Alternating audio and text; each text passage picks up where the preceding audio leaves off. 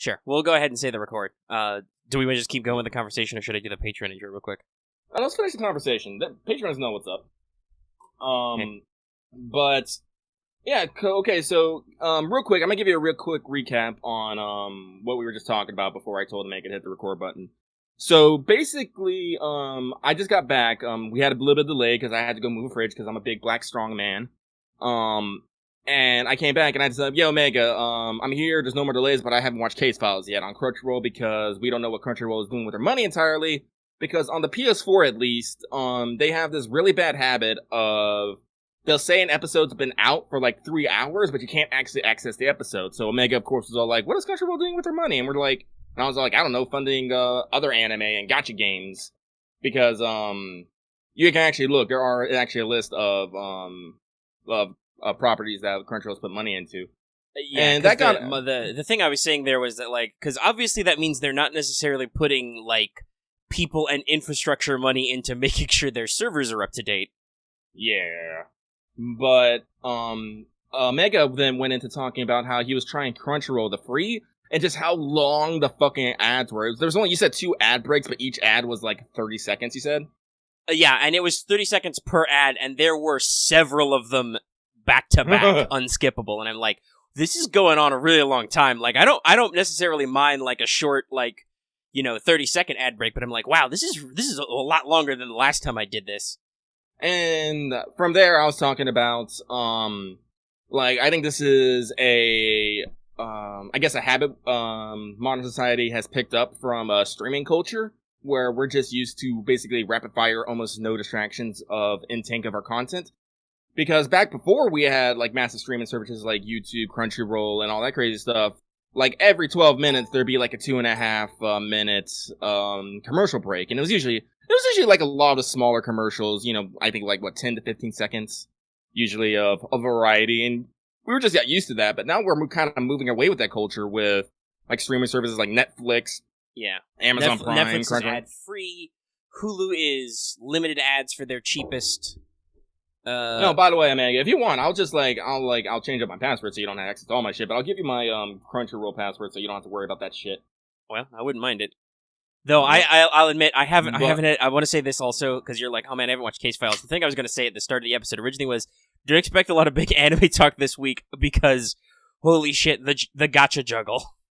The gacha juggle is real. Like, son. I haven't, other than I watched Case Files earlier because I was already into that series before we got really busy, so it's like, 30 minutes or like 20 minutes every week, not a big deal. But, okay, like, I want to try Fire Force, and I want to try, Okasan Online, maybe I want to try other stuff, but now we're like 4 or 5 episodes in, it's just like, I don't have time to get started on these and start catching up, because I need to do so much farming.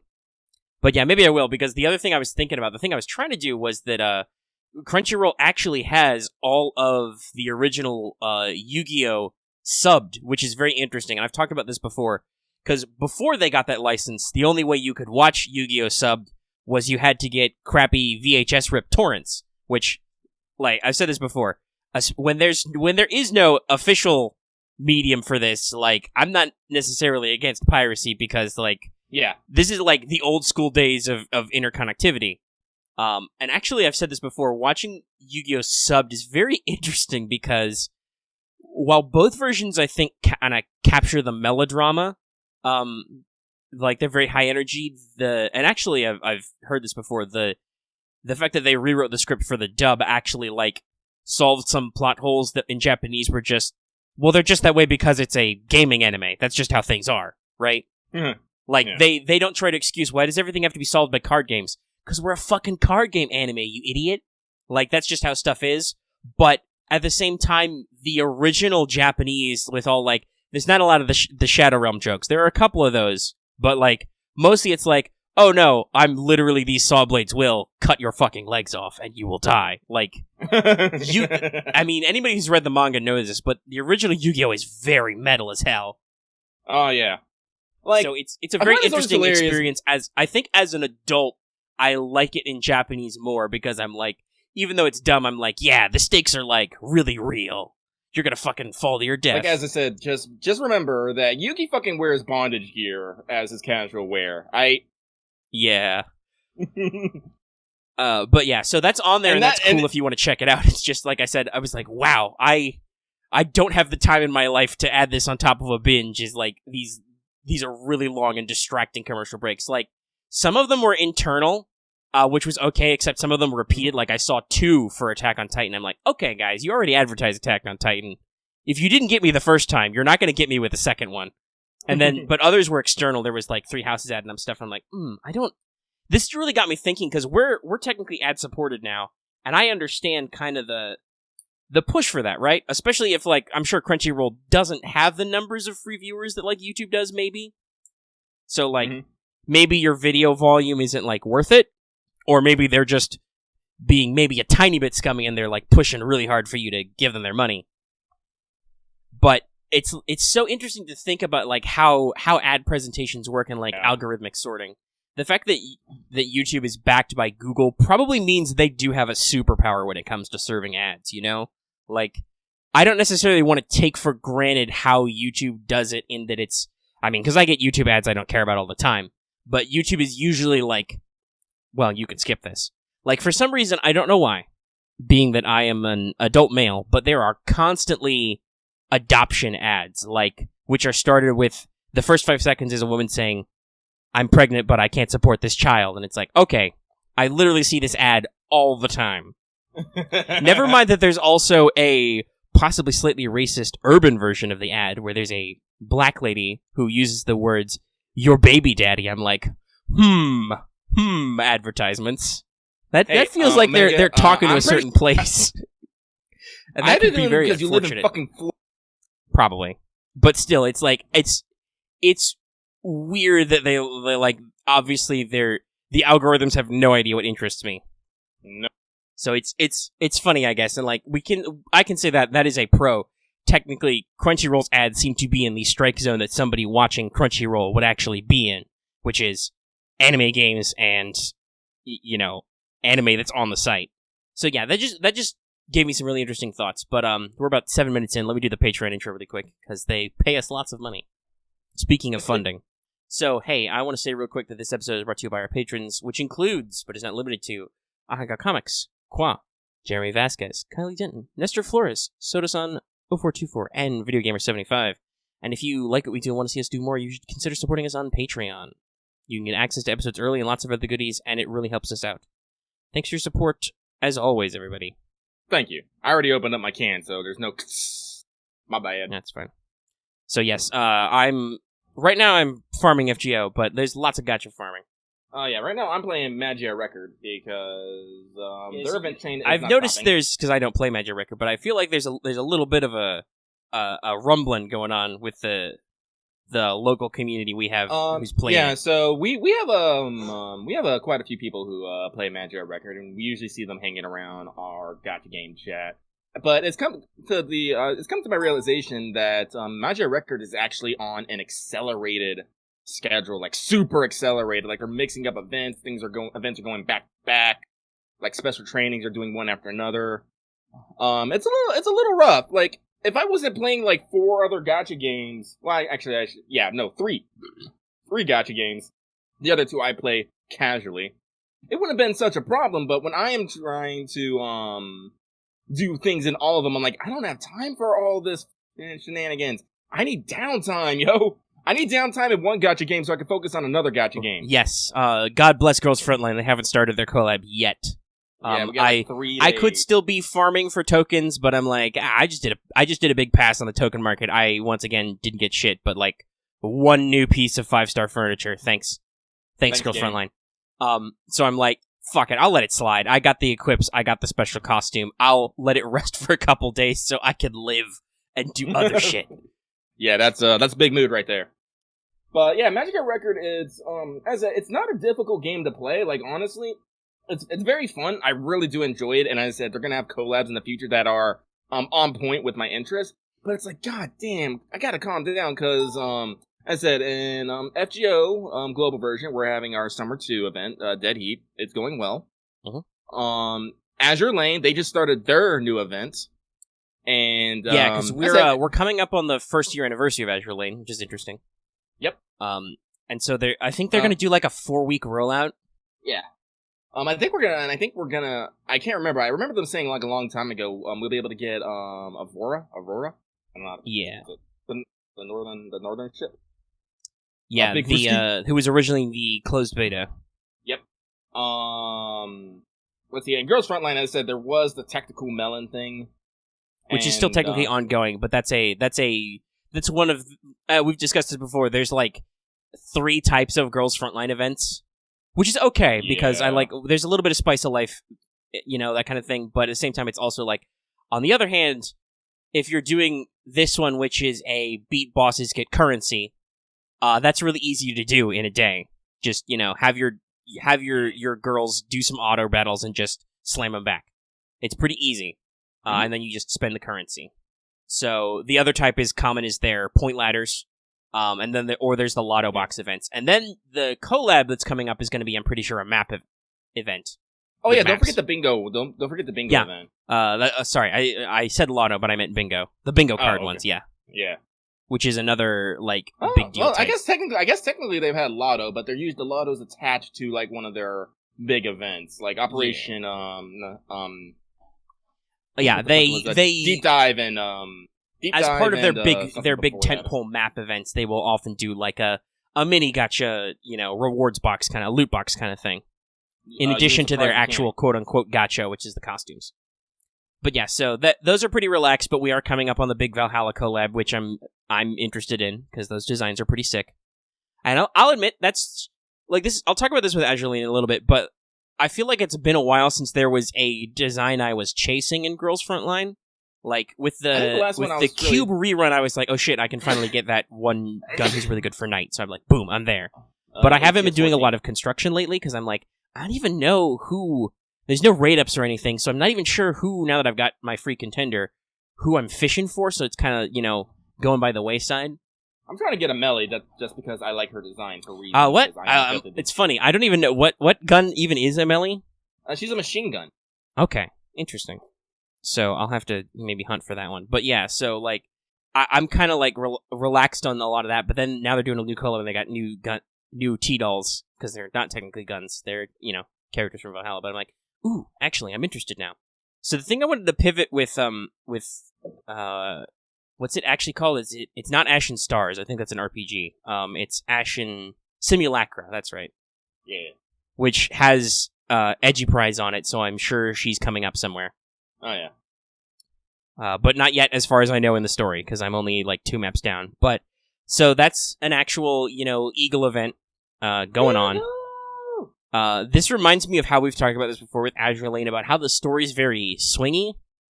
Because, everything's fine, we're having a party, everything's cool. Even the Iron Blood event was, serious, but there was still a certain amount of, it was still, rooted in the ship girls world and stuff, and it was like, oh, just the ships are fighting. This is like, oh no, the sirens are fucking, the aliens are invading New York right now. And it's like, okay, wow, stakes are suddenly high. I feel weird because the story in Azure Lane is so piecemeal. And it's just because we've said this before, basically story chapters stop actually giving you story text after a while. Yeah, because basically, I'm pretty sure we said this before, the main story is basically just this recreation of the Pacific Theater. Yeah, and actually, I think in some of the dialogue they explain it. It's like, so the sirens came and were very bad, and we formed the Azure Lane team. And then access broke off, and the Azure Lane had to start diverting resources. Because apparently the sirens don't actually exist in our waters; they exist in something called the Mirror Sea, and these worlds overlap. Again, nothing's explained. Really explained. No, there's because I think we've talked about this. The anime is supposed to be plot based. I'm hoping, dear anime, please give me 5 seconds of a Japanese dude or lady just telling me the story on some stock footage, please. I want to understand what's going on here. But yeah. And we'll see. Because the anime's in October. Speaking of which, apparently the Girls Frontline slice of life comedy is also supposed to be in October. I mean, not in October, the fall's going to be a very busy season, because Babylonia's coming. My Academia hero's is coming back, and now we've got both of the Gacha stuff coming back or starting. It's gonna be interesting. Case files will hopefully go into 2 cores because they've officially said that the Real Zeppelin part's not starting until 7. So if it's only 13 episodes, this is supposed to be a 2-volume of the light novel story. That's a little short, you know. Not that I mind the exposition, but we won't talk about that because Lucky hasn't seen the new one yet. Not yet. We'll talk about it more next week on Let's Talk FGO. We have so much to talk about. Well, since the Let's Talk FGO just came out, do we want to, because this will come out sooner than the next week's episode, do we want to just briefly mention that, yes, at this point we have seen all the new news and stuff, like the summer that was previewed, we've seen a lot of the FSN celebration stuff, and so on. Well, actually, I want to talk about this. I was actually kind of surprised. Like, I didn't think I'd be as interested in watching all the streams as I was. Yeah, it was, because I was kind of suckered, like, especially because I'm like, I don't follow this at all. Like, my Japanese isn't that good. Luckily, when I watched the FSN one, I was like, loanwords, I understand half of what they're saying because they're speaking English. But yeah, a lot of these were more dynamic than I thought they'd be. Yeah, no, like, we actually started, like, a lot of the Discord actually started watching, from the beginning, and we watched from the first show, which was the, Chaldea Radio. And they've got another show one of those today, all the way to the, special concert at the end. It was, like, I want to say, like, almost 6 hours of, it's on, the stream archive is 8 hours long. Oh, yeah. So that's with, like, breaks and so stuff it's long. when they left. Yeah, but, like, yeah, like, I find myself, you know, I'd watch it or I'd listen to it. As I said, like, I'm not fluent in Japanese. I will never, I'm not gonna be, but, you know, I know enough that I can catch, like, words here and there, follow, like, conversations, you know, read moods and all that stuff. Speaking of moods, motherfucking, Nataka, Joji is the fucking Shadow MVP of this. This guy came in, he's 65 years old, by the way, came in dressed as Kirie Kotomine and was doing the voice everywhere. Yeah. It's like...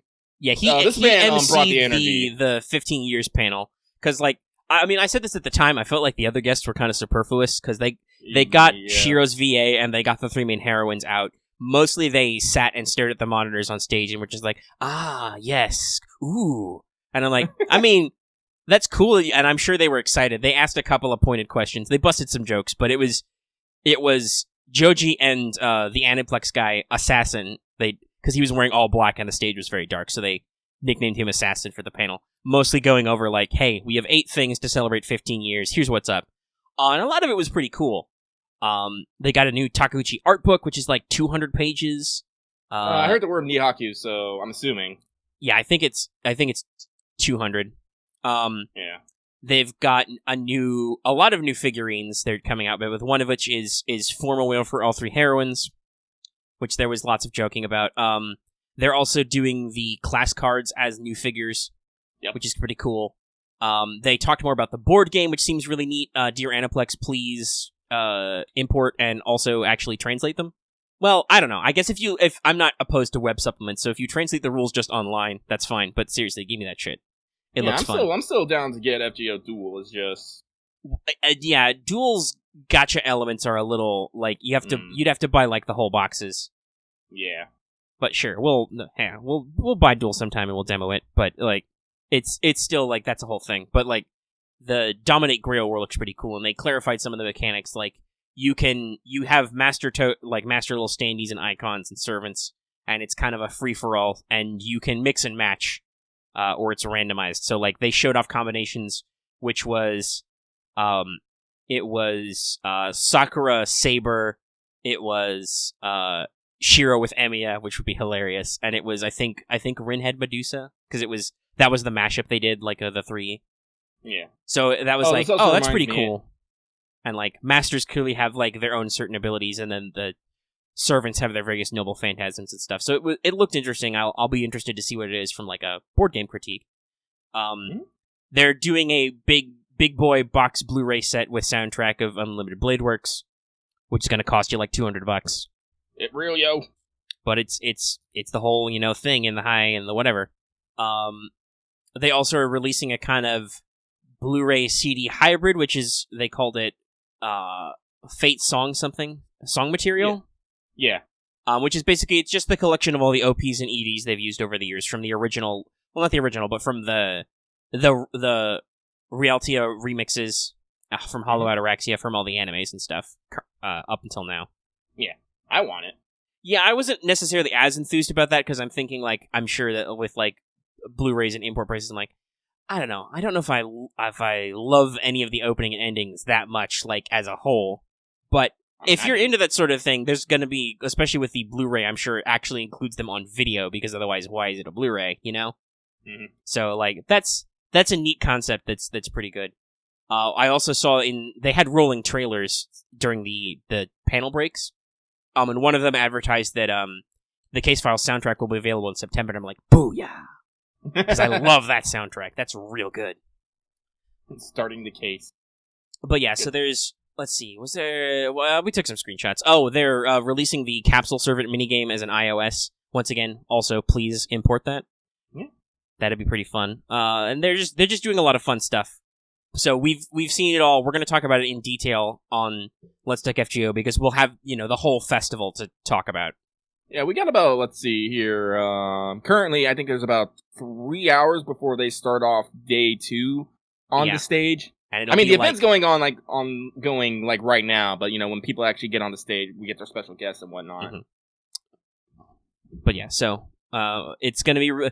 nobody's really sassed us for being slow yet in the comments, but it's probably very interesting to see because we do a lot of speculating, and we were right about some things and wrong about others. We were immediately scooped by the CEs, though.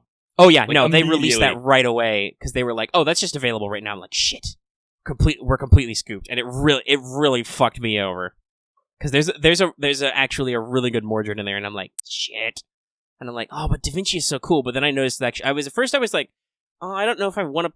Like, I like Aresh Kigal, but they're all themed on like the areas of Chaldea Park, so I'm like, the tour guide thing really doesn't do anything for me. Like, it's not exciting. But then also I noticed blown up art that like Aresh's hands are clasped and shaking, and I'm like, that's adorable. Yeah, no. I don't know. Now I like that because that's got small details. That's really really cool. It's like how if you blow up Osaka Hime's, she's blushing a little bit because she's freaking out about being in a cute witch costume probably. Oh, also at the I noticed this. There were a couple YouTube videos of this rolling around. Liz is at Halloween Town in hologram form, like she's Tupac, just hovering there, giving introductions while music blares in the background. And they got little key visual arts for everything. Anime wise, we should mention they showed a couple of previews. There's going to be a Babylonia episode 0, which is going to involve flashbacks to the past, which is going to be super interesting. Mm-hmm. They showed the first ever PV for Camelot. It was pretty short. It was just Bedivere in the desert, but it was cool. They like you know what's up. Was there any? There was a poster for Case Files, which I was like, "Woo, okay, we're not trying to hide anything here." Lucky again has forgotten shit, so yeah, Lucky doesn't remember that that's a thing, but yeah, otherwise he would totally know that there's some stuff in that poster. I'm like, wow.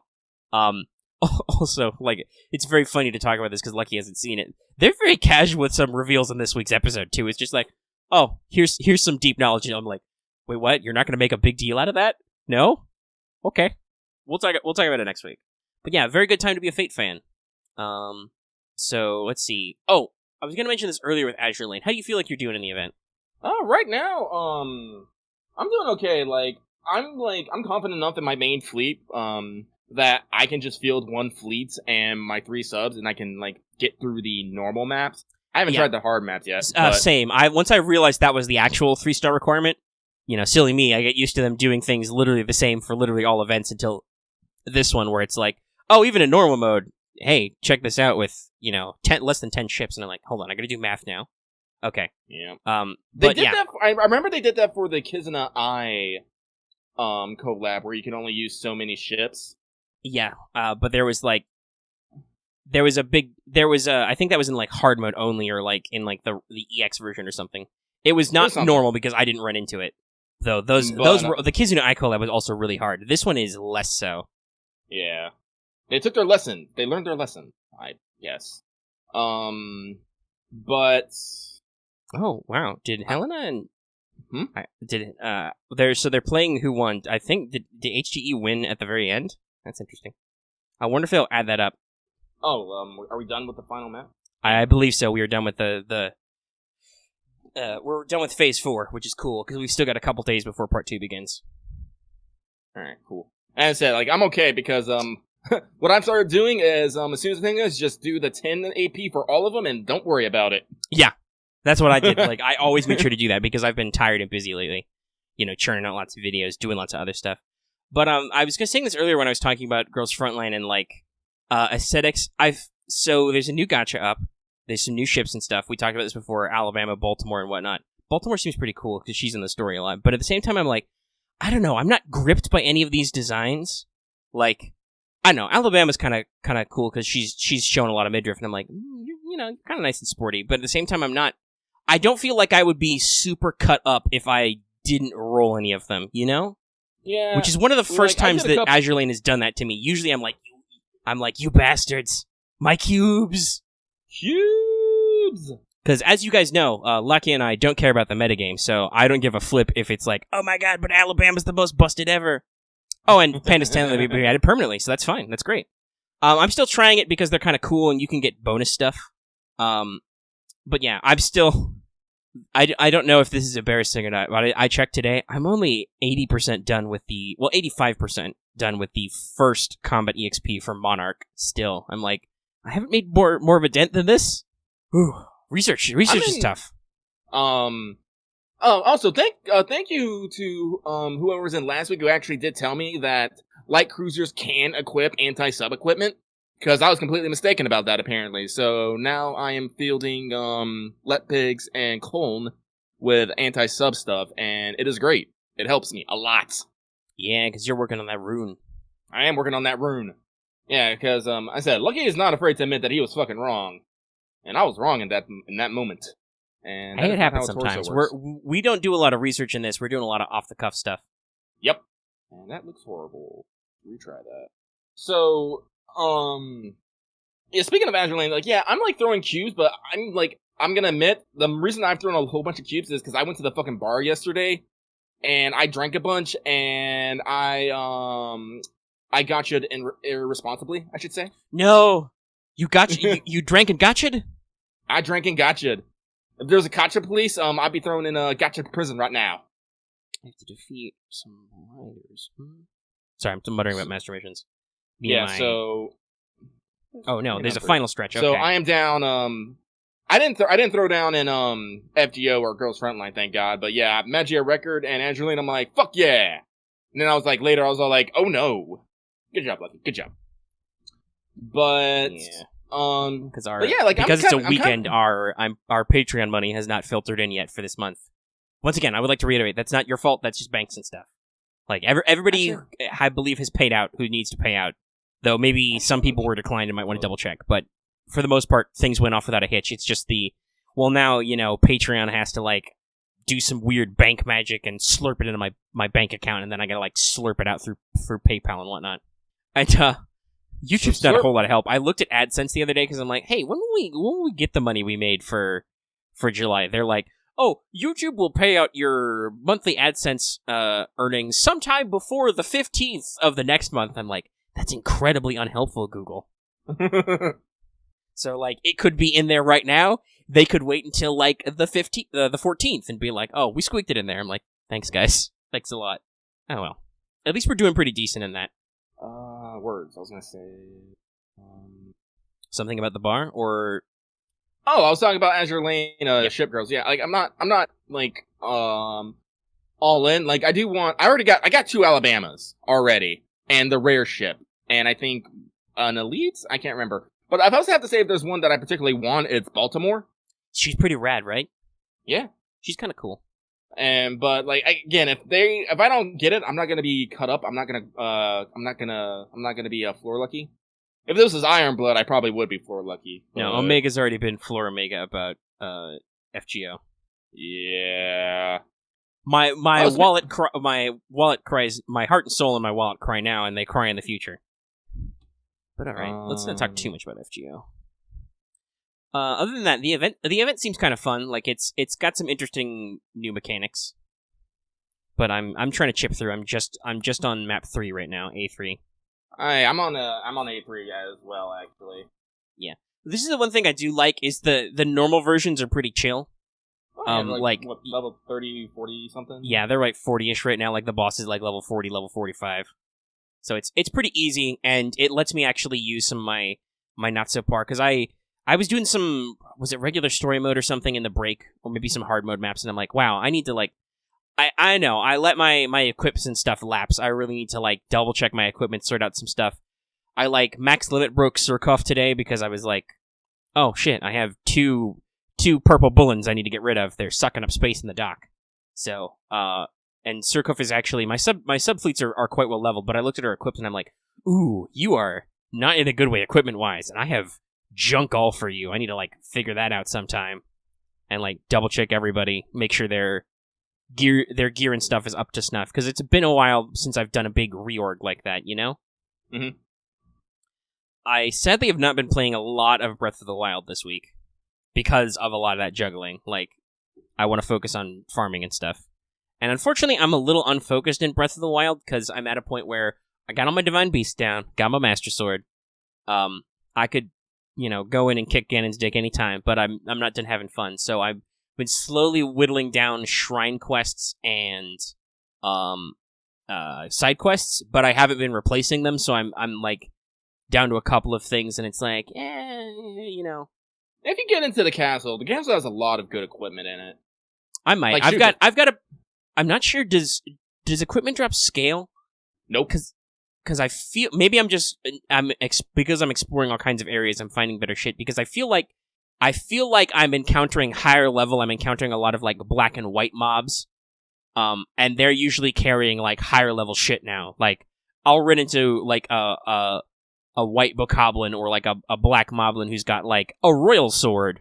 Actually, maybe you're right, actually, now that I think so about it. I don't know if they're scaling, because I'm pretty up there in hearts. I got a second full ring of stamina, and I switched back to hearts with my spirit orbs, just because I want to even that number out. But yeah, so I'm mostly exploring and, like, looking at all the weird shit on the map, and I'm like, this is cool. I did one of the labyrinths, but then the other one I, like, didn't quite crack yet, and I had to leave because it was late. Did you climb Mount Lonaru? Have I? I don't think so. I haven't explored that region a lot, so that's kind of where I am right now, I'm in that chunk of the map, and I'm like, anywhere where there's, like, not a lot of landmarks, like, not a lot of shrines and stuff, I'm like, clearly something is here. I need to go look at it. Yeah. Also, I think I need to go back to Goron Town and double check to see if any of those losers have side quests. Because I don't know if I've checked with them since clearing their Divine Beast. That one was pretty fun, by the way, the Gecko. Oh, yeah. Having done all 4, I think my ranking was correct. It was like, unfortunately, the Rito one is at the bottom, because it's just like, that guy is just, oh, I'm the arrogant anime character archetype. I'm like, thanks, guy. Thanks, dude. You're that asshole. Cool. And the flying segments with, like, the lasers was kind of fun, but at the same time, I felt like that Divine Beast was super straightforward, and it was just like, well, I'm just gonna tilt back and forth until I make things work, I guess. As a dungeon, the Gecko was pretty fun. Like, I had a lot of fun figuring that out, with, like, how he could tilt and so on. And the Goron stuff was actually kind of interesting, though it was weird how their, like, approach to the Divine Beast thing was so different, because all the others are like, woo, fast-paced action, you're gonna fly around this thing and blow some shit up. With the Goron one, it's, okay, it's a sneaking mission now, and you have to sneak to these cannons to blow up the stuff to do the thing. I'm like, this is an interesting departure. Oh, I think it's on point, because it's a mountain, and you know what's something that I associate with mountains a lot? And, like, it's sieges. Yeah, and also it's a volcano, so, like, they kind of play into the, like, ooh, it's gonna erupt, and there's gonna be lava and stuff. Because that's how I treated the Goron. It was kind of a siege. It's like, with the camo, it's like, yeah, it's fast-paced, but it's like, you're fucking doing sand surfing, like, on your shield, and you're just like, whoa! To the sandstorm and stuff. That reminds me, I did one of the optional quests where is it Molduga? Where there's, like, a fucking sandworm fish guy. I'm like, this is cool. I like this. Like, there's a lot of cool designs in here. Which reminds me, though, I think I still need more Hinox. he knocks guts. Breath of the Wild is I've got like all 4 on great point. fairies now, so I can upgrade all my shit. It's just I'm like, oh god, this is so expensive. I think I talked about that last time. We're like, my gems. Yeah, Breath of the Wild is definitely built for the faffin. Yeah, so I'm faffing. It's just I don't necessarily have super faff time. Yeah, super faff time. Because it's like if your choices are faff or grind, right? It's like, well, I really should grind because it's new events. I want the stuff in them, you know. Mm-hmm. It's not even like I'm tired of the grind yet. It's just like, well, I really should spend my time doing X. And who knows? Maybe I'll catch up. I'll get into it, later. Because if we get through all the story stuff, we'll get access to better nodes. And I don't know yet if I'm like, I need to spend apples yet on FGO. But yeah, so that's kind of my general state of gaming. You talked a little bit, a decent amount about 3 houses and stuff you're thinking about there in Let's Talk FGO, so I don't know if we need to necessarily repeat ourselves. Well, I guess I'll repeat it because people are apparently interested in me playing 3 houses, and I'll just go on to repeat so originally I was planning on picking up Bloodstained Ritual of the Night and streaming that. But it turns out that my fucking computer can't handle that shit. It's specifically the CPU. I can't even meet the minimum spec. Thank you, Can You Run It? System Requirements Lab. Yeah, that's a fun tool. Also, I want to say that's one of those things that's like, oh, PCs are the best. PC Master Race. I'm like, yeah, but this PS4 I bought a few years ago still works, but your computer that you also bought a few years ago doesn't anymore. Yay, computers. Yeah, I don't know. You said that you're about due for an upgrade anyway, but still, it's kind of like, there's, I think we've said this before discussing console wars and stuff, you can get a lot of fiddly stuff out of PC, but the need for replacement is kind of sucks sometimes, because it's you get into very weird off cycles. Oh no, when I had typed that, I was like, when I had said, when I mentioned that I couldn't rent it, I was thinking about getting it on, console. I literally, was waiting if someone had, said, oh, you should get it on PC. And I was about to, throw the fuck down. Occasionally our Discord are known to I don't know if they're deliberately trying to needle us or if they're just making casual observations, but sometimes they throw out some spicy stuff and I'm just like, why would you say that? Why would you say that to me? Yeah. But luckily no one's, and then people are actually a little bit more smart. It's like, oh yeah, I heard that it's pretty good on PS4, and I was like, yeah, maybe I'll do it on that. The only problem is if I get it, if I get it for the PS4, I'm not going to use actually, I don't even know if you can use it anymore, the streaming function. You can definitely still do native streaming, it just depends on the game. Yeah, but that's not very, I'll say this, having used it, it's not super integrated, it's, pretty basic. Yeah. So, so I would have to get a capture card.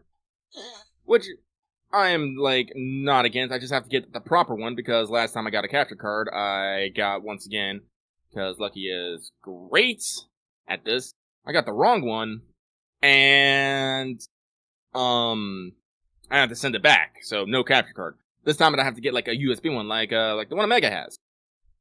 But that's, again, that's, if I buy one, that's definitely still, around, between 80, 120 bucks right there. On top of getting a game, if I was to get, Bloodstained, I was actually looking at PS4, I can get it for, $29.99 right now. 3 Houses is still fucking sold the fuck out. Yeah. And that's, that's a full price game right there, so I'm just that's a lot of expenditures. And, like I said, I have to make choices, because, unfortunately, Part 2 of FGO is coming up, and I need me some, maid and some, prefect. But luckily, I still have a small stockpile of quartz and tickets. So I'm really hoping. This looks horrible, man. But so it seems like 3 Houses is a really good tentpole entry. A lot of people don't have a lot of complaints. It seems like it's really good. It seems like it's not super hard. If you're, well, I don't know, Lucky, what's the last Fire Emblem you played? For me, it's been a while. Fates. Yeah, so if I've been out longer than you, but yeah, so if it's definitely other than I actually played Fire Emblem Heroes for a while, but that's a whole different story. But it sounds like it's not necessarily super hard. A lot of people are playing it on hard classic and still not having a hard time. Because the lunatic difficulty isn't in yet. They haven't balanced for that. They're going to patch that in later. But, yeah, it's kind of a thing. And I know some people are probably like, oh, just, you got a Switch, just buy it digital. I feel like the Switch is not really good at that. Like, it doesn't have a lot of onboard storage, and you have to get your own separate storage and install that and stuff. So, like me, I'm like, Nintendo's a physical... They're making the physical cartridges. The cartridges aren't, like, bad or anything, so I'll just wait for the physical stock to come back in, because they're like, with PS4 games, there are some games that I think are, like, out of stock physically on Amazon. I might just have to suck up and buy digitally sometime while they're on sale, because I don't necessarily know if some of these publishers are interested in printing more discs and putting more shelf space, right? Nintendo will. They're Nintendo. They're gonna make more carts. This is part of their marketing plan. But yeah, so I think we're both waiting. Well, we're waiting on funding to kind of like shake out, but also we're waiting for stuff to fill back in. If it's not Three Houses for me, though, there is a lot of excitement for that. I think the next one I'm going to pick up would be Mario Odyssey. Just keep my Nintendo primary IP rolling. Yeah, so that was your discussion on Vidya games. Vidya. Let's see. So, Vidya. Was there anything else? Well, I guess I can cycle back to anime real quick here. Because, like, watching anime, once you consume enough of a creative media, like, you start to, consider, partaking in critical thinking, like, in like, media and whatnot, and I've been doing that, actually, particularly with one anime in particular here, a certain scientific accelerator. Omega, how familiar are you with that franchise, that world setting? So I remember some of the rough details because a long, long time ago, I watched like the first 4 episodes of. Was the first anime was Railgun? No, first anime was a certain magical Index. That's right, Index. Yeah. So I watched like the first 4 of that, and I'm kind of like, this was kind of interesting, but also didn't super grab me. So I'm familiar with some of the conceits, but obviously it's a lot bigger than that because I'm like, I can't even remember which series are which. So I'm familiar with the idea. Like a certain magical index has like 3 seasons. I think a certain scientific railgun has 2 seasons. I think, and a certain scientific accelerator, which just came out, follows the story of Accelerator. One of the villains in Magical Index. And honestly, I have to say, just right off the cuff, I think that a certain this is like probably my favorite story. Might be my most favorite character, because actually I heard someone explain it to me really well. The main character, I can't remember his name, I just remember him as Accelerator, is a lawful evil character who acts at being chaotic evil, but circumstances always force him back into his lawful evil mindset. And it's true, like, this guy he almost never acts like the good guy. He's always out for his own interest. He always mocks and ridicules his opponent. He's very much the anti-hero, villainous type, and honestly, it's portrayed really well. And, like, this also honestly got me thinking a lot about protagonists and how they're framed and what's the difference between a strongly written protagonist and a poorly written one. And like my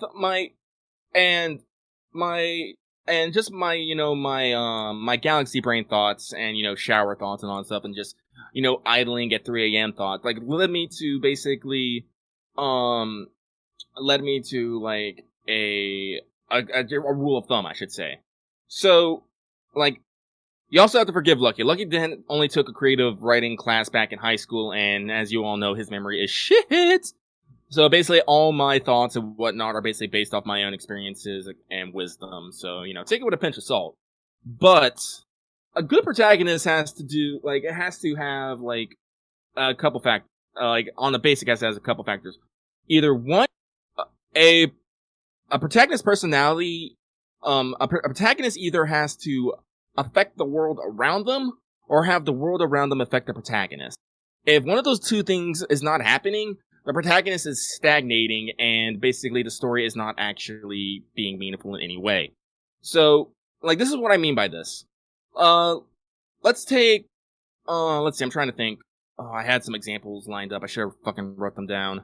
I'm thinking. Oh, okay. So, there's a lot of people who give Kirito from Sword Art Online a lot of shit. And some of it I think is warranted, some of it's not.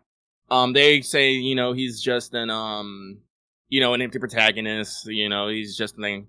And I think that's fair, but I also think that's kind of the point, because the point of Kirito is he is not a protagonist that affects the world, it is the world that affects Kirito. And you see this, like, throughout the entire series. It's very rare that you see whatever Kirito's doing affect the world, but you basically see throughout the whole series things that are affecting him. For example, like, for one, gets caught in the game.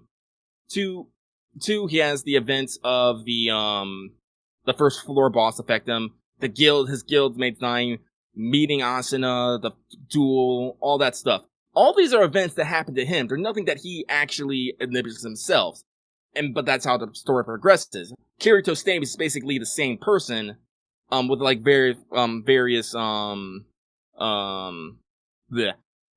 fluctuations, like, throughout the whole series. And a lot of people don't like that. But I think it's valid because, as I said, this is how the story is progressing. A certain scientific accelerator is the opposite. He is someone who goes and inflicts change upon the world. He is one of those go-getters that's all like I'm the monster, I'm gonna destroy these, I'm gonna like do all this is how things I want to be. And the world's just like, hang on, buddy, and he's like, no. Like, we're only like a few episodes in, but I can't and I don't want to give any spoilers, but it's how I feel. And like, just like considering it on like this, it's like, yeah, generally, like, you can, like, mostly shuttle a lot of these protagonists into that. They're either someone who acts upon the world or has that world acts upon them. And I said, either one go to your flavor. And then I started thinking, like, exceptions to this rule. And interesting enough, Konosuba, Kazuma, is actually an exception to this rule. Because, this might be because mostly, Konosuba, this wonderful world is more of a comedy slice of life rather than any sort of action or adventure. But it's in this really interesting line between, in which Kazuma's personality doesn't really change, or like he acts upon it, and the world he acts upon it doesn't really change either. But at the same time, like, things happen. Like, the plot is literally thrown at him at the starting city, and he has to deal with it. And I think that only really works because it's a comedy setting, and there's no actual, like, defined time. Because that's, like, another aspect of like, storytelling, is the time scale of which everything is taking place. Like, Sword Art Online takes place over, the first season, I should say, it takes place over 2 years, and you kind of get, like, these jumps in, story. Which I think maybe is one of the reasons why people give Kirito a hard time. It's like, yo, man, you've been in this for 2 years. You're not gonna be, like, right, okay. But, of course, people are gonna be like, it's because you had a fucking, harem and all that crazy stuff. I don't know. It's like, y'all, I'm not gonna get into Sword Art Online. I'm just not. No, I mean, like, I thought about, like, there are some pluses or minuses you can say to the quality of writing. Yeah. And I don't know. I don't think anybody, even the author of it, who started writing this, as you know, a web thing online that kind of took off with people. Like, I don't think he intended this to be a magnum opus for the ages. Like, I don't know, if he's like a real deep creative, I'm sure he's planning on whatever his future better and brighter works to be, like, oh, that's my real magnum opus kind of thing, right? Yeah.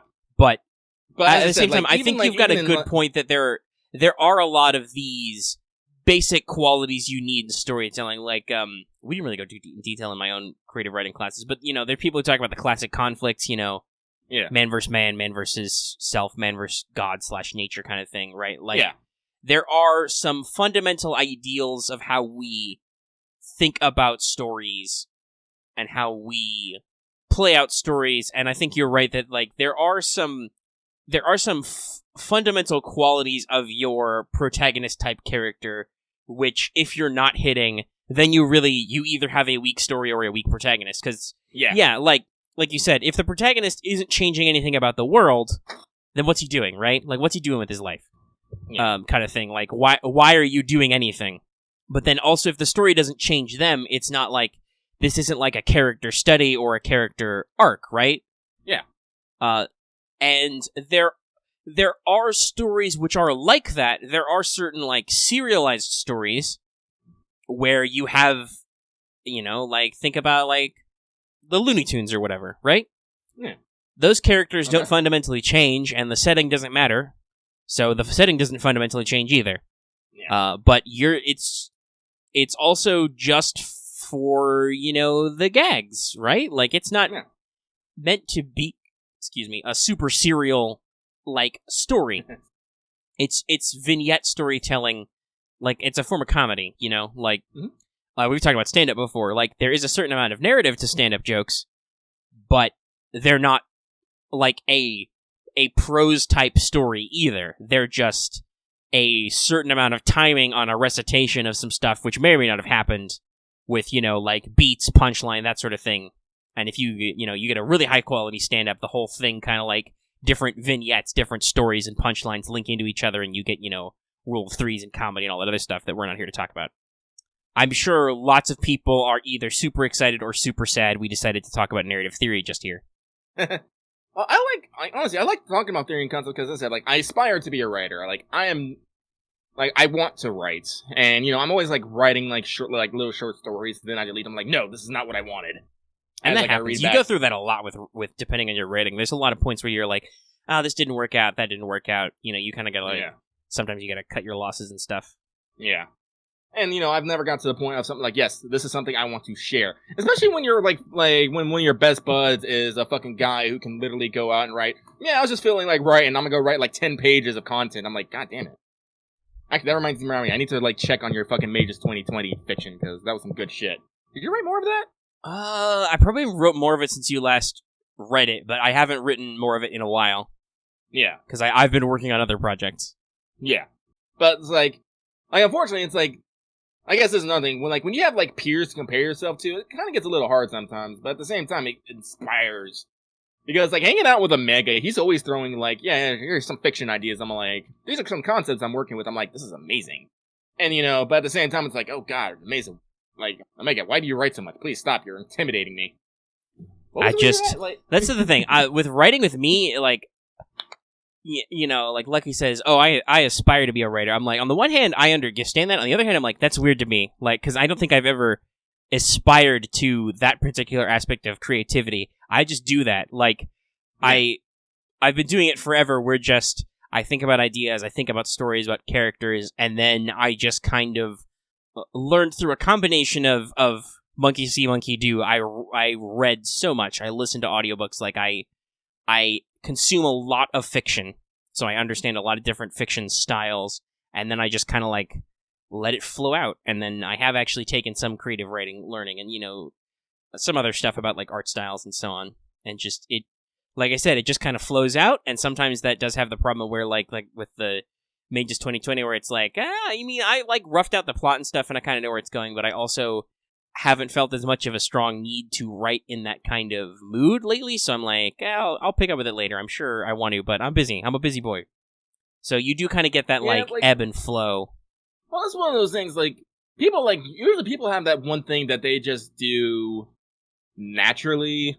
It's like, we've actually talked about this, like, a lot of people, like, have trouble, like, with, like, you're actually talking about this, like, with video games, there's just some things you're like, why is this so fucking hard? And I'm just like, oh, I didn't have a fucking problem with it. I just breezed right through it. I was cool with it. And it's like my thing that I can focus easily on and do things without thinking, like, is video games. Like they're intuitive to me. For you, it's probably just writing is kind of intuitive to you. It's something you don't necessarily have to think about. It's just like, I'm gonna write some right now. You're like, I don't know if keyboard sans came out, but no, the mic did not catch that. But yeah, okay. But no, just we insert can assume rapid just fire. Clack. Yeah. And so, like, for things that are not, video game related, where I can just zone out for, like, several hours and do some hard-ass shit without thinking about it, I have to be like, no, I actually have to, put forth my mind into these things. Yeah, I'm thinking about it with video games, because I don't necessarily want to go like, oh, but no, video games are definitely naturally, but also I think it's, at the same time, I could easily say that that's because I've just been playing games for a really long time. I got started very early. One of my brothers came over for the summer. I don't think I've ever talked about my life situation. It's a little weird. I'm the youngest of 5, and that's from 2 previous marriages, so my parents were both previously married and then divorced and then married each other. Literally, I think my family likes to tell the story where literally my dad left divorce court to go to, like, the clerk to sign the marriage certificate. Like, wow. Kind of thing. Like, yeah, stuff like that. But, so, there was some moving around of my older siblings over the years. But one summer, one of my brothers came over to stay, and he brought a new Super Nintendo, and he left it, and that Super Nintendo hasn't left my household since. It's sitting under my TV right now, because I guess he didn't care about it that much to ever get it back. But that was when I was about 4. I couldn't even really read yet, but I was playing, like, Super Mario World, F-Zero, a lot of your classic Nintendos on the Super Nintendo. So, it could just be that for some video game stuff, I've just been, we've talked about literacy before, right? Like, yeah. My video game literacy is high, just because I've been doing it so long. But also, I haven't necessarily... There are some disadvantages to starting something when you're young, right? Because you have to be very picky about what you get, because either it's because people just give you free shit, or you have to save up a lot of money in your little allowances. So I probably haven't been the broadest consumer of stuff, right? Like, there are some franchises I've never really gotten into because, when they were happening, I was super tiny and poor. Not that I'm not necessarily not poor now, but... I hope you're no longer super tiny, at least. No, I'm super averagely. But yeah, so, like, I have the internet now, and I can look up stuff, and I can kind of, like, find stuff that matches my, matches my tastes better, and I can expand, but also, there's some stuff that's just like, oh, I never really, some people talk about a classic series, oh, I never really got into that, and some stuff or some stuff I'm like, oh, I got into future, like, Fire Emblem's like that for me, I'm like, oh, I never really caught up with any of the DS or 3DS entries, but, I was there when they brought them over to the States first on the Game Boy. I played that one.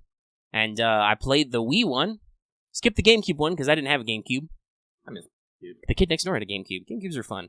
I played a lot of GameCube, but I didn't own one, so like I didn't get to pick the games that were on it. You know how it is when you're small. You pool resources. I can also say that's because I didn't own an N64 either, but I've played a lot of classics. Like, I played the original Super Smash. I played GoldenEye. Which, by the way, today Achievement Hunter released their Let's Play of GoldenEye actually on the N64, and it's a treat to watch because by their account anyway, you can kind of tell from the video quality, it's compared to modern titles, it's fucking awful. Like, you can't free aim. Like, when you have to stop to aim, but also it's snap aiming. It's not like perfectly analog. It's weird, and I'm like, wow, this is just how far have we come? Like, somebody was like, I can jump over a ledge, right? And they were like, jumping! Which instantly reminded me of the conversation we had about playing Modern Warfare Remastered. And it was like, oh yeah, clambering doesn't do shit yet, because Titanfall doesn't exist. Video game evolution is very interesting, and there are some game types, right, that, like, I never cottoned onto. Like, I never really played any kind of bullet hell game.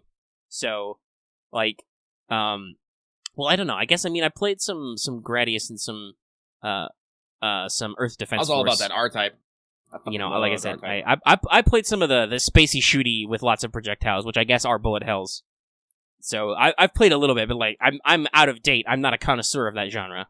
Much like there's some stuff that I'm not, like with anime, that I'm not super well versed in. Like, you'd think, considering how much I love giant robots, I'd be really super into Gundam. And I'm like, dude, I watched IBO only because somebody else talked about it, and they explained that it was kind of a standalone thing and said some interesting stuff about it. I'm like, I can probably watch this, but otherwise it's like, there's so many Gundams. I don't know. What's a Gundam? What's an anime from the 70s? That kind of stuff. I'm just like, eh.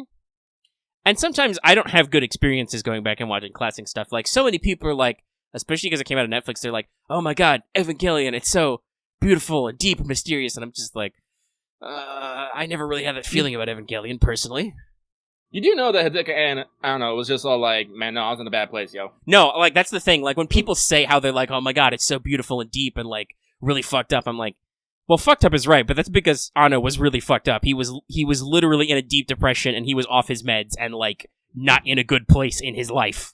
And he created something out of it. Now, obviously, some people are in bad places in their life, or have been in bad places, so I think that thing kind of, like, echoes to those people.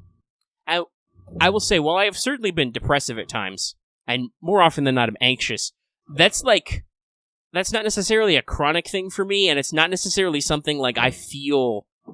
I'm like, it just happened, kind of thing, right? Like, well, I was just, you know, in a bad mood that day, kind of thing, which is different for other people. Some people are like, oh, I was in a dark place in my life. I'm like, I just had kind of a normal rough couple of weeks there, right? Like, I don't want to oversell my own down moments to people who have serious problems, because I've had some friends who are like, they have like serious diagnosed chronic depression kind of thing, right? Like, you know, the whole, like, deep, dark mood, suicidal thoughts kind of stuff. So I'm like, I don't want to oversell how bad I feel about myself sometimes. So I'm just like, I'm just a casual, everyday, sometimes depressed guy. So, like, Evangelion didn't really speak to me on a deep personal level. It mostly spoke to me on a just, wow, this is really, on kind of like this is kind of like super fucked up and dark. Why are we watching this for entertainment, you know? I'm just like, this doesn't entertain me, and I don't necessarily like these characters because they're fuck-ups. So why am I watching this train wreck? I got pretty deep into Evangelion on Adult Swim before I was just like, I realized that I don't care anymore. Actually, this brings me up to something else that I've actually been struggling with in media. Is, like, I'm an adult. I am 31. I will be 32 in, like, 3 weeks. And I keep realizing that I'm applying all the lessons that I have learned over these 32 years, and I'm yelling at kids who are, like, 12 years old in anime. It's like, why are you so dumb? And then I have to, like, stop myself and be like, oh yeah, you're fucking that's something 12. you definitely have to do with youth-focused works, especially because anime does often skew younger in the generation. You have to be like, oh wait, you're just dumb kids. Like, that's the thing that I felt was really, like, it just reminds me of a critique I heard about Ruby once, where, and I can share this with you because you've actually watched these seasons, where it was, I think, in volume 2, where, like, it was the dance subplot, and, like, Jean was coming on really hard to Weiss, right? Like, and he's like, please go to the dance with me. He's being really try-hard. He busted out the guitar.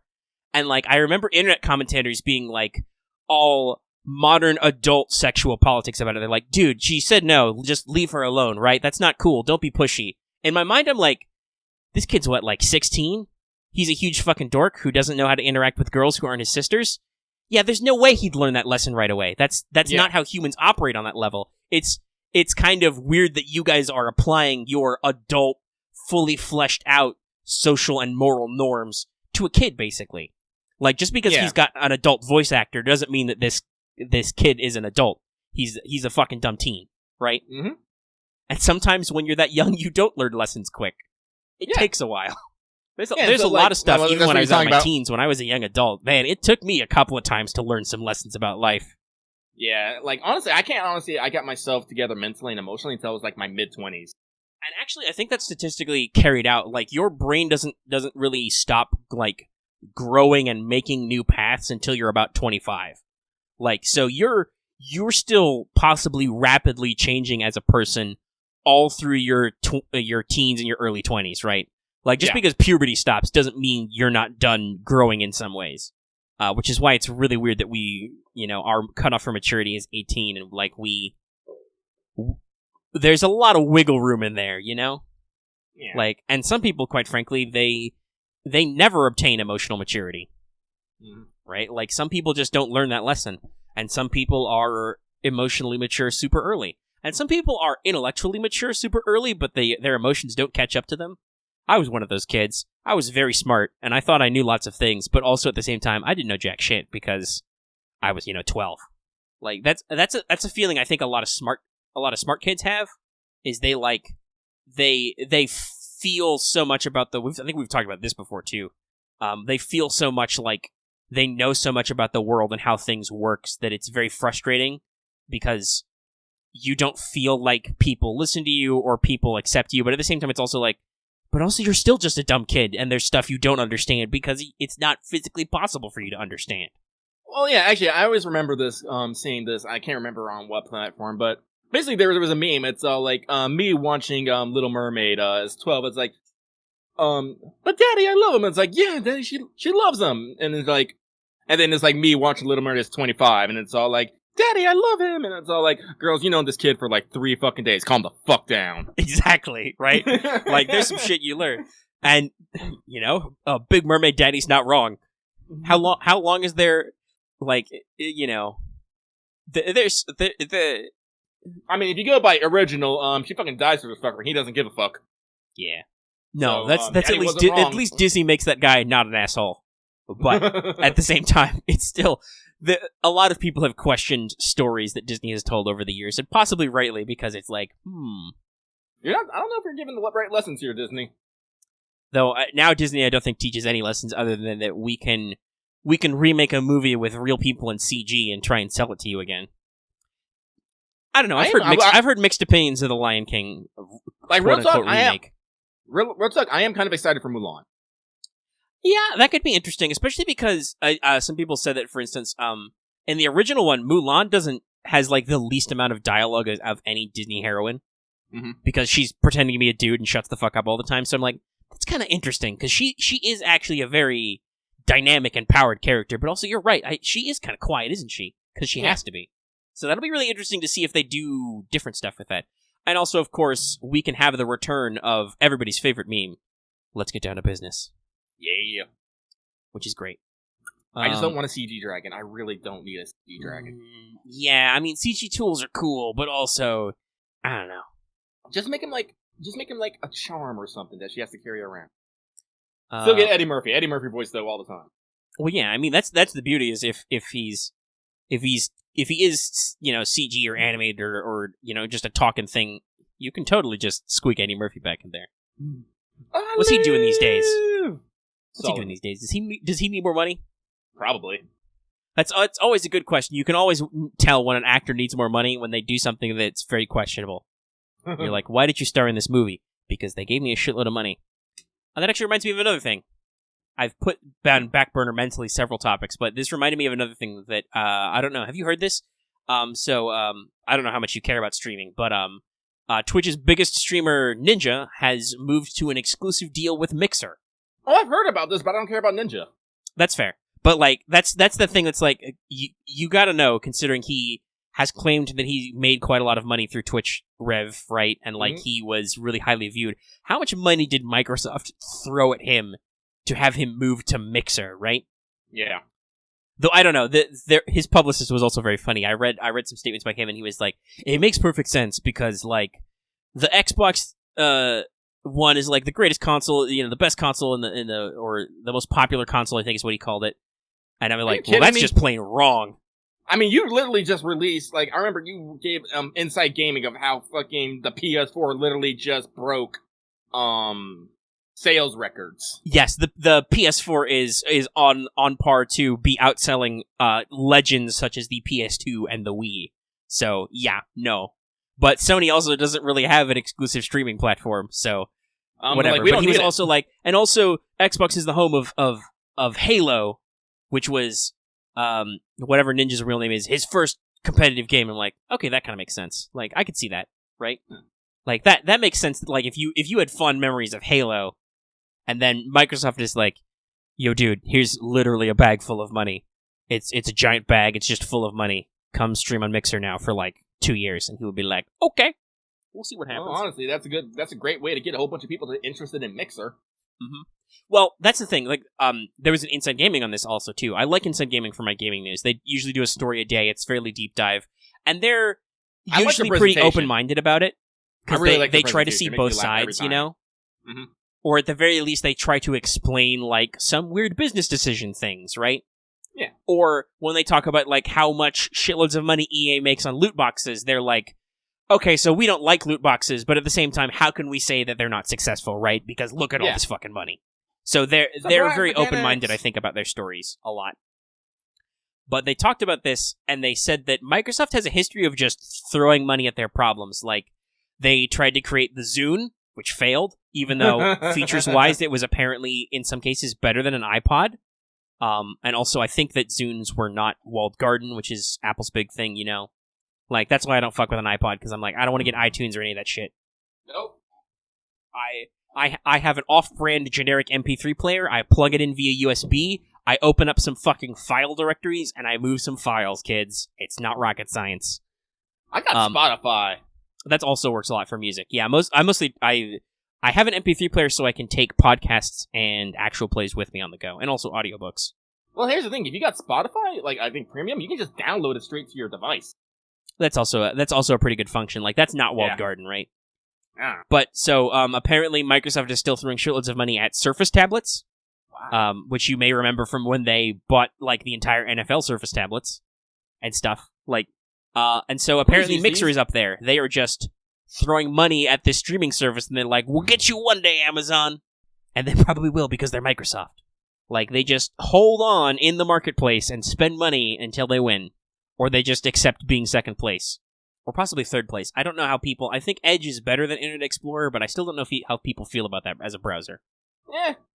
Actually, Microsoft is probably going... What is that fucking business tactic where you try to make your service the...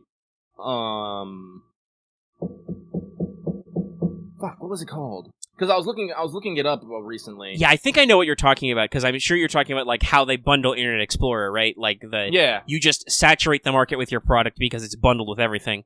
And then like you start like edging out the competition. So that's probably what they mean by like throwing money at the problem. It's like, if we can just get enough saturation with this thing, we can add a bunch of features and then make things like other things like not compatible with other parts. Yeah, Microsoft has a huge history of that. Yeah, I can't think of the fucking it's like there's definitely a business term in it, but I don't remember it. I can't remember. Fuck. Because it comes up in a TV series I really like called *Halt and Catch Fire*, which was an AMC series about the early years of the computing age, which is super cool. Because it goes through like a couple decades, but it's about the home PC market, and then it's about the ISP market, and then it's about like search engine market, and it kind of talks about all of these things. Like for instance, the conclusion of the final season is the guys developing like the big search engine. They've built a website and a search engine that's going to be like the big thing, and they get an early copy of Netscape, right? And they open it up, and Yahoo search is right there in Netscape, and they're like, it's right in the browser. It's right in the default. We've fucking lost. There's no reason why these people will come to our website. They will just type in the search bar. And I'm like, yep, that's what happens. So, Halt and Catch Fire, kids. It's a super interesting series about PC stuff. And also, like, lots of icky drama stuff, but also technology. Technology's grand, y'all. Yeah, so, let's see. Oh, what's at the bottom of the pit? Oh, fuck yeah. And Tiny Skellies!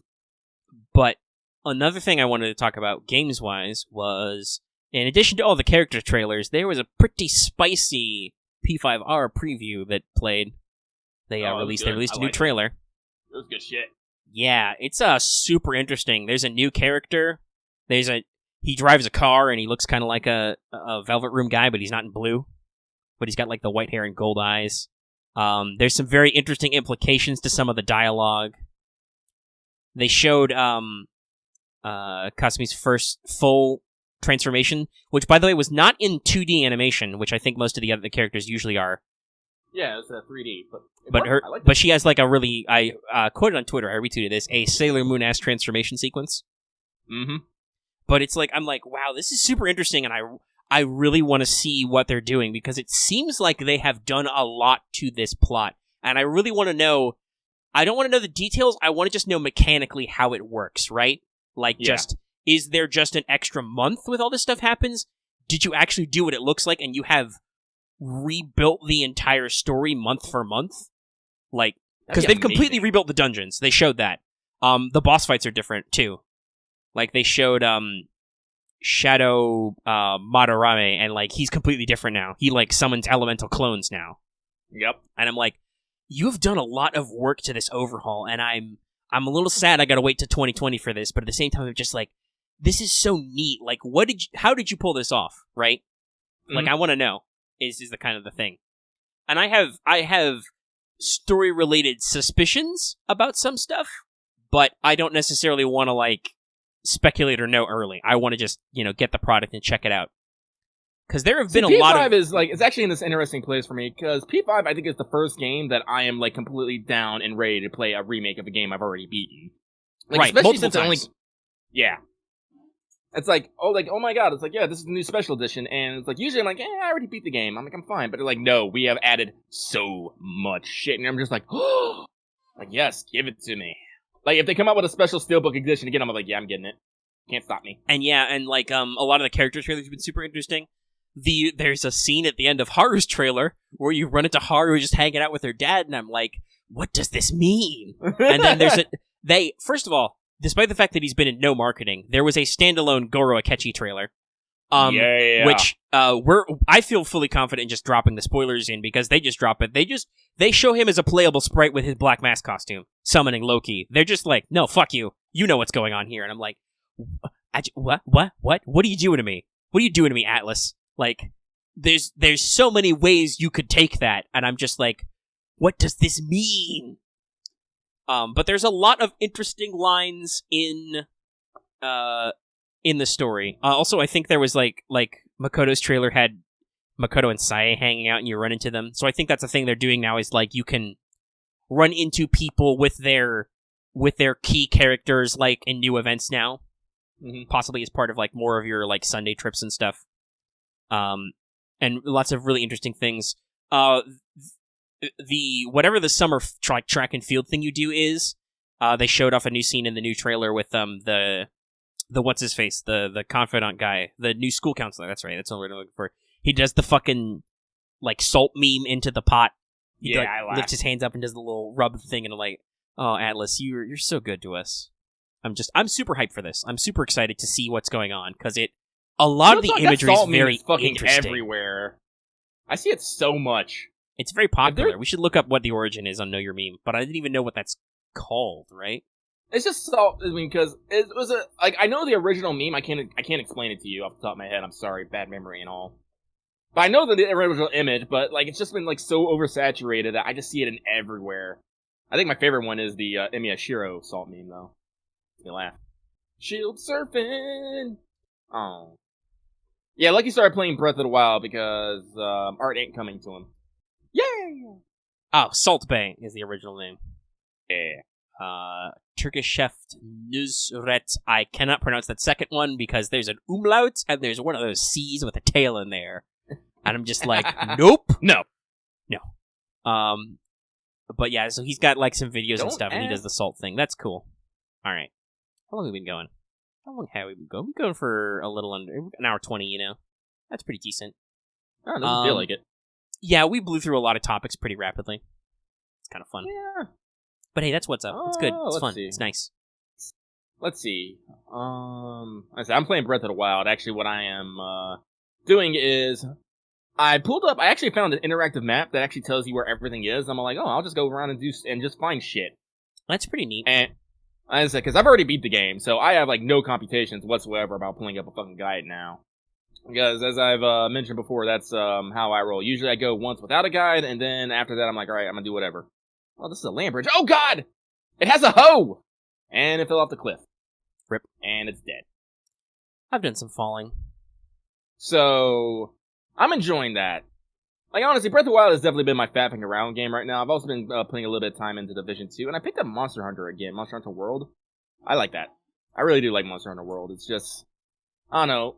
The thing about the Division and Monster Hunter World is while you can play them single player and, you know, do all the stuff, it's like the best enjoyment is when you have the squad. It's like, there's definitely something I feel like, I don't think, like, the single player experience is going away anytime soon. Like, just look at Sony exclusives for that.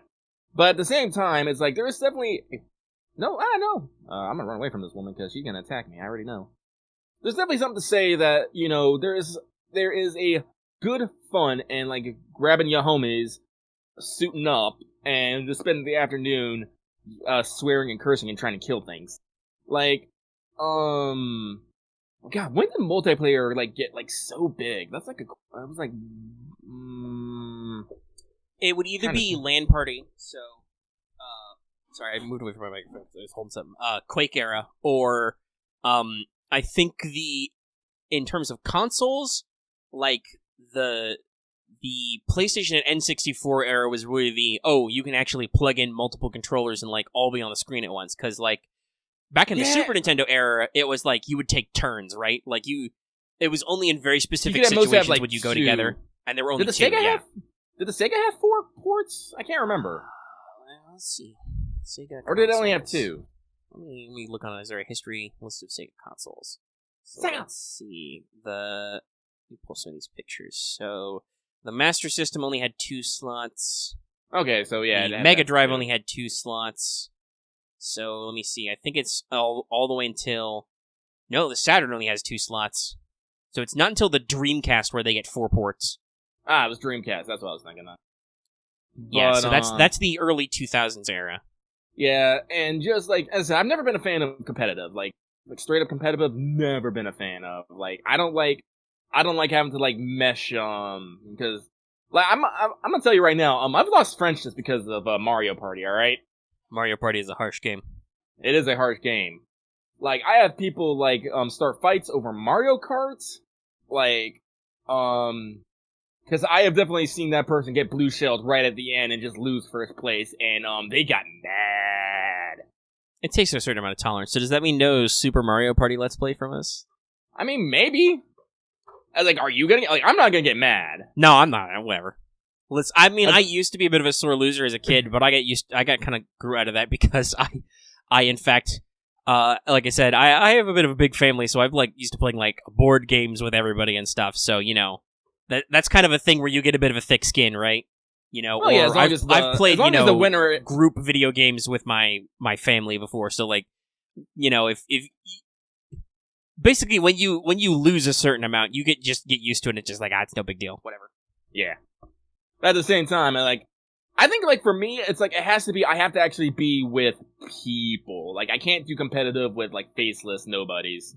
Because at that point, like, you can't help but, like, wonder, like, I don't know, this is about me. I, like, overthink things sometimes, and, competitive, games is one of those. Like, I can't play, games with, like, other people who should be shit-talking me, and I'm like, I can't do this. Like, I do not care how good you are at this game. It is no reason for you to fucking be insulting me in whatever way. Or if I'm not doing something in the proper way for you to be getting on my ass about how we're losing, like, I'm causing you to lose the fucking game. It is not that serious a fucking deal. Like, I am more stressed out by you fucking yelling at me than me actually losing this game. And so I'm just usually taking the premise of, like, if I'm gonna be playing, like, FPS multiplayer, you know, 4v4 or, like, free-for-all, it's gotta be with people I fucking know that, you know, I can, well, what's the word? That I can hang with, and things will be cool. And there's a lot of fucking Traveler's Claymores in this fucking spot. I am confused. That happens sometimes. Well, they're just lined up. Yeah, no, it's just like literally like 5 of them just stabbed into the ground. I'm like, okay. There's probably a story there. There's a lot of emergent storytelling in Breath of the Wild. Oh yeah, it's like, something happened here, and I'm kind of curious. Oh no, here's the 6th one. But, I was like, yeah, like, that's why, like, I particularly, ooh, it's a double axe. That's why I particularly like cooperative games. Like, cause you can still get a competitive aspect in the cooperative games, like who gets how many kills, damage, you know, who does what. But you're all working towards the same goal, and there's generally a lot less shit talk. Jesus fucking Christ. Again, this is me. I don't understand the concept of insulting people and shit talking. I really don't. It's like, why? Like, is there a need for you to put someone else down? It's like, I don't know. I mean, some of it's that, and some of it, like, in certain cases, like, you certainly see it a lot in, I think, in videos where it's like, it's part of the entertainment thing is kind of the banter back and forth. It's part of the highs and lows thing. Well, I can see, like, entertainment, but when I'm just playing, like, a just random, pug game and whatever thing, like... Yeah, that, like, I'm like, I don't know, like, there is certainly gloating, right? Like, oh, yeah, I did really good. I want to let everybody know how good I feel right now, kind of thing. Like, that's just... Yeah. That's just part of our nature, I think, is to like, culturally and socially, is to boast a little bit, you know? Everybody likes to crow their achievements and stuff a little bit, and sometimes you can get a little carried away with emotions. Yeah.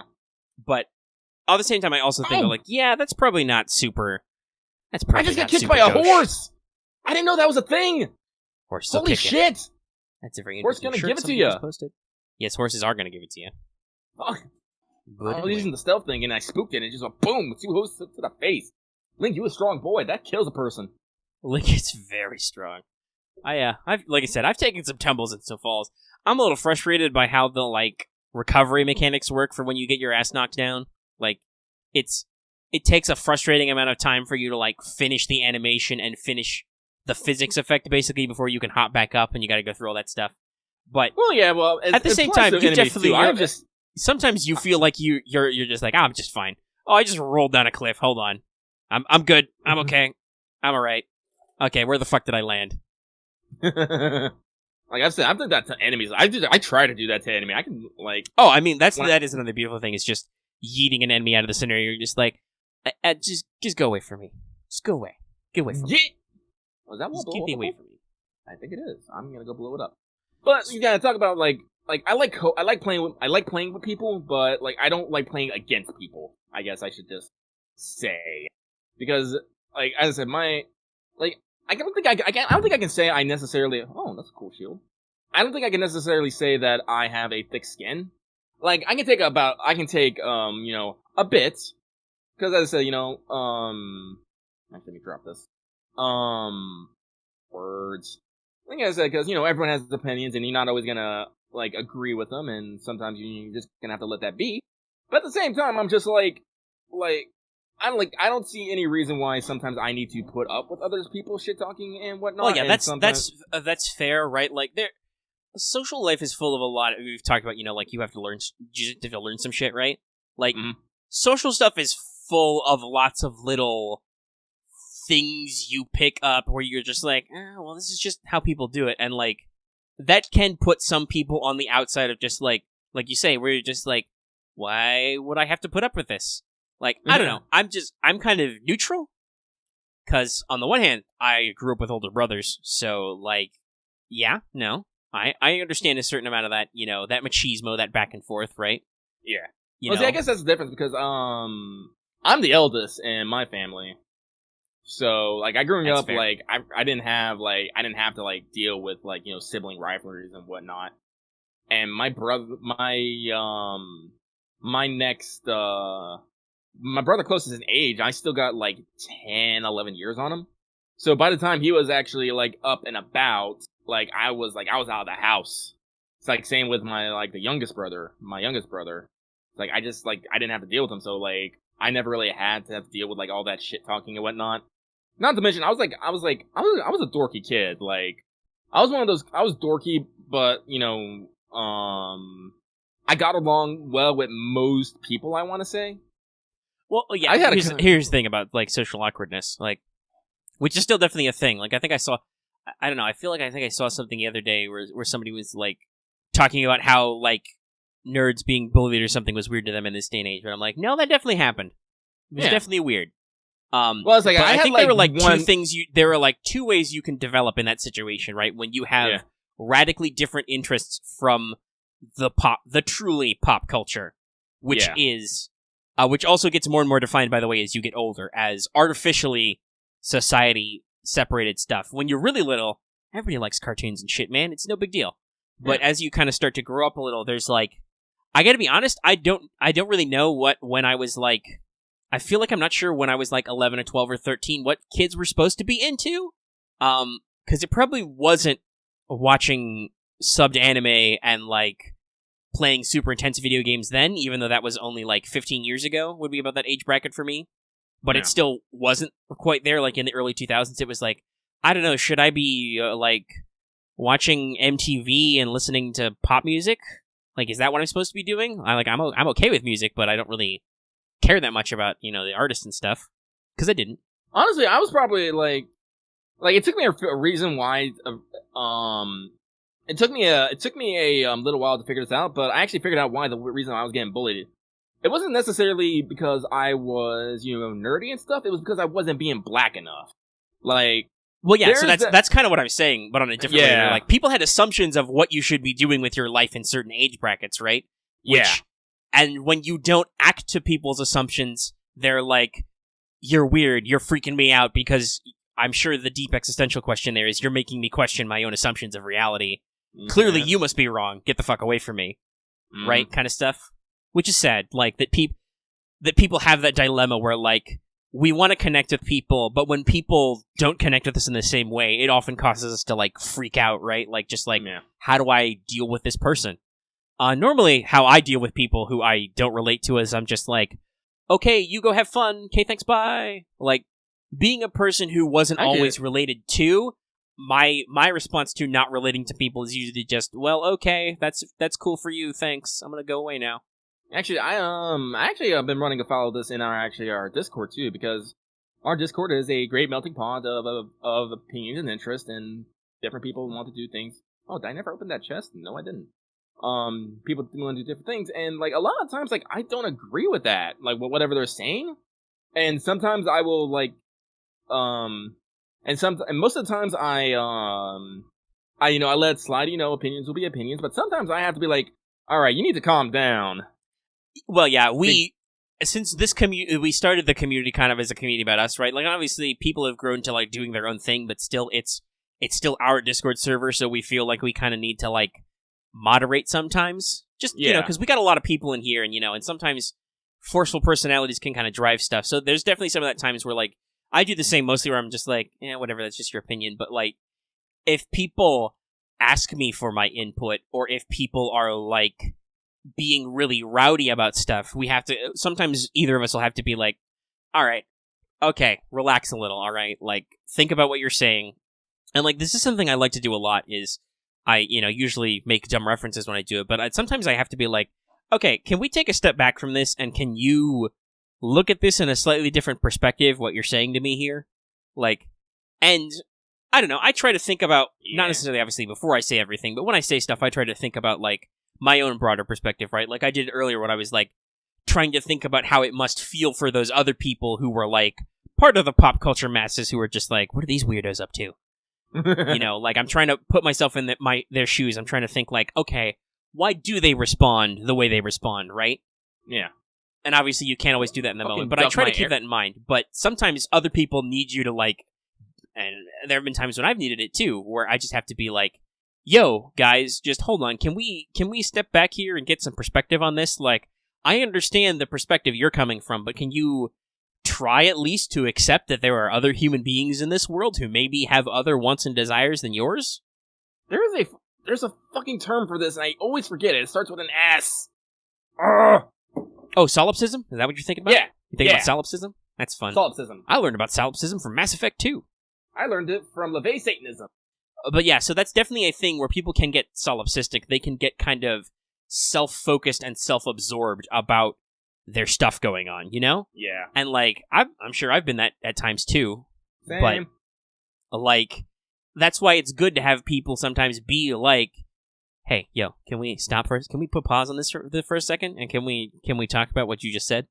And sometimes it's confrontational. It's like, hey, yo, we need to talk about what you just said right now. And other times it's just like, all right, you're saying this a lot, and I don't necessarily agree with you. Can you take a moment to, like, see my side of things? Because very clearly I see your side of things because you're explaining it to me a lot. Yeah. Oh, that was horrible. So, I've been going around mostly in Breath of the Wild shield surfing because I've been wanting to get some sick air.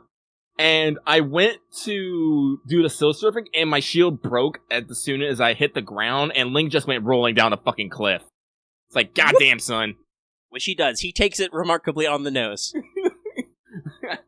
It actually did damage. I was like, goddamn. Yeah, Link.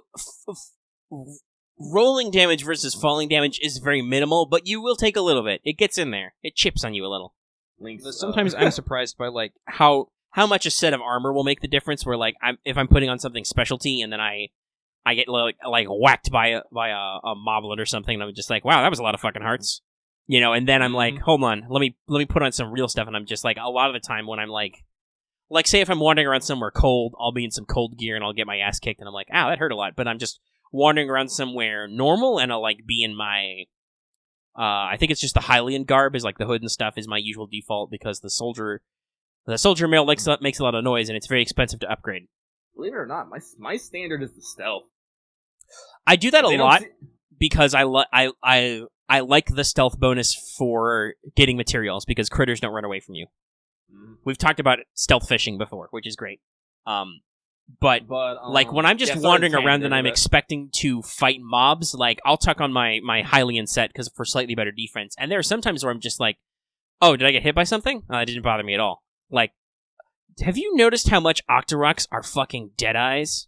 Like, they'll get in motion. They're hacking. Yeah, they're hacking because they're also like, is that a flower? Is that an Octorok?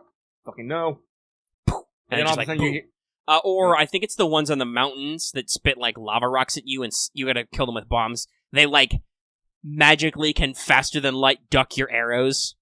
Mm-hmm. No matter what you do, even if you slow down time or some shit, and it's just like, alright, you're a little BS. But like...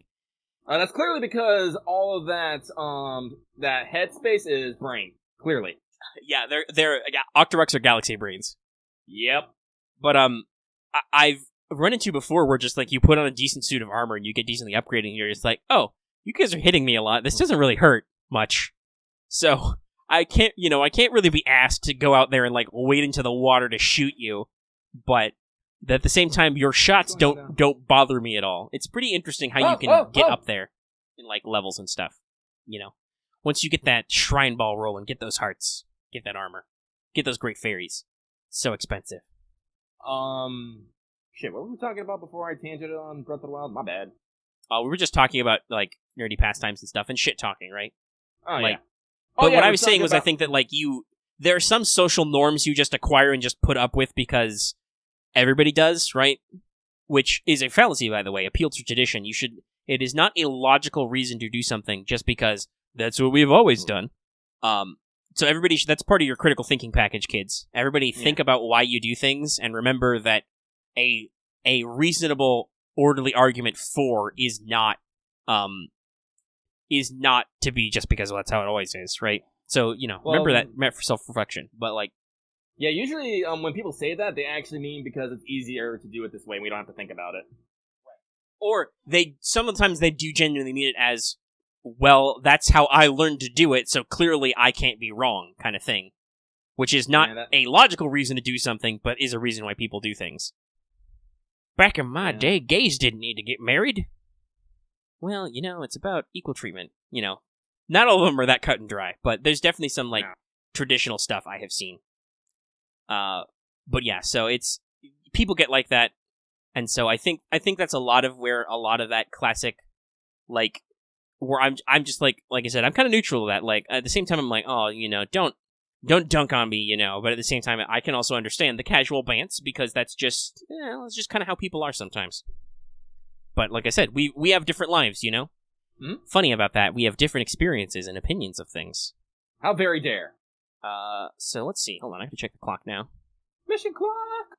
Because I'm getting a little hungry, but I could probably go. We were about an hour 45. Let's see here. So the only other thing I really wanted to talk about, well, I don't know, if you had something, you can go ahead, too. No, I was just saying, like, I'm just a fat. Oh, well, the other thing I wanted to mention is, because we said we were probably going to talk about tabletop stuff, is I figured we might mention Eclipse Phase 2nd Edition some, and maybe talk about it a little bit. Oh, that looks like a soup cave over there. I'm going to go there. Or maybe just, stuff in general. Yeah, no, go for it. Because I think I mentioned this to you earlier, that I have done the fleshing out needed to do what I call, inviting in the audience. I got very, very positive response from that on the live What's Up a couple weeks ago, where I was like, oh, well, I'd invite people to maybe do some one-shots and maybe get some more bodies in some campaigns. So, and then I was also reminiscing about Eclipse Phase recently, too, so that kind of got me started on that. But I've set it up so that now there's a secret gaming channel, so that, like, we can put game-focused people in here, and not just because there's monetary incentives involved, but also so that, like, people in the community who game with us don't necessarily have to worry about if they're, like, muted or not if they jump in recording, kind of thing, Yeah.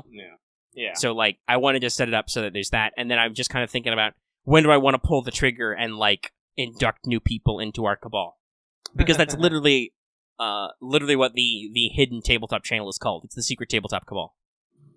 So that I've kind of been going back and forth, and we kind of discussed some stuff, and then I was also like, oh, hey, I found out that the full PDF release of Eclipse Phase 2nd Edition was actually out in the wild. I don't know if it's super public yet, but it has been distributed to their, like, Kickstarter backers and stuff, and it's all still Creative Commons and things, so somebody put it out there in the world, and now it is.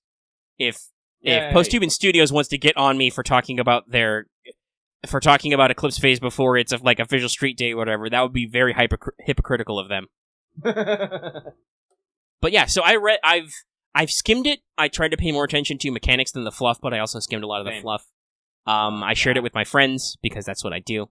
I think the subtitle to last week's episode of What's Up was "Hey kids, want to play some Eclipse Phase?" Because if you don't know, every What's Up has two titles. It has the title that's in the actual title of the episode, and then I usually write AKA in quotes a second title in the description at the top. Because I usually have lots of ideas for what to name these episodes. This one I'm not sure about yet, but I'll think of something. Probably Juggling Gacha, because that probably sounds dynamic. Anyway, so I got it, I shared it with the others, and I have some thoughts and things. In general, I like it. Like, there was a lot of question when they started piloting this with their first betas, I want to say a couple of years ago now. This has been in process for a couple years, and it's actually like had a Kickstarter and everything too. So like this has been a little bit slow going, but that makes sense because the guys who make Eclipse Phase, Post-Human Studios, are like 4 dudes. They're a very compact studio, so it might make sense that they had to go through some like iterations and stuff. So like, let me go ahead and pull it up, and so I can kind of skim over some stuff. But Lucky, you've looked over it. I don't think you've like read it cover to cover, but you skimmed it too. Oh yeah, I'm not as familiar with the fluff as you are, like, especially because I was looking at the questionnaire that you had done.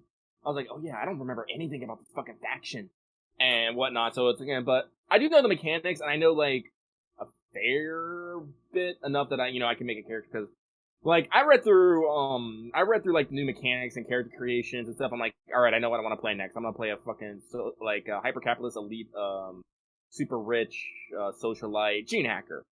And then I'm gonna make her a spider woman. And I'm like, yeah! And at the same time, I'm thinking to myself, I don't think that's technically... Some of that's not supported by the mechanics yet, but we'll figure it out.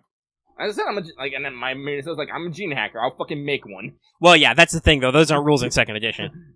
So that would require some like, cross-compatiting, which, obviously, I have shitloads of homebrew for EP, so I'm gonna have to do some of that in the future anyway. So I'm like, I'm not opposed, but I'm still pretty new to, like, the 2nd edition, because, like, there's some details of the mechanics I need to, like, figure out and learn versus the old one, because like the core mechanics are supposed to be a little bit smoother.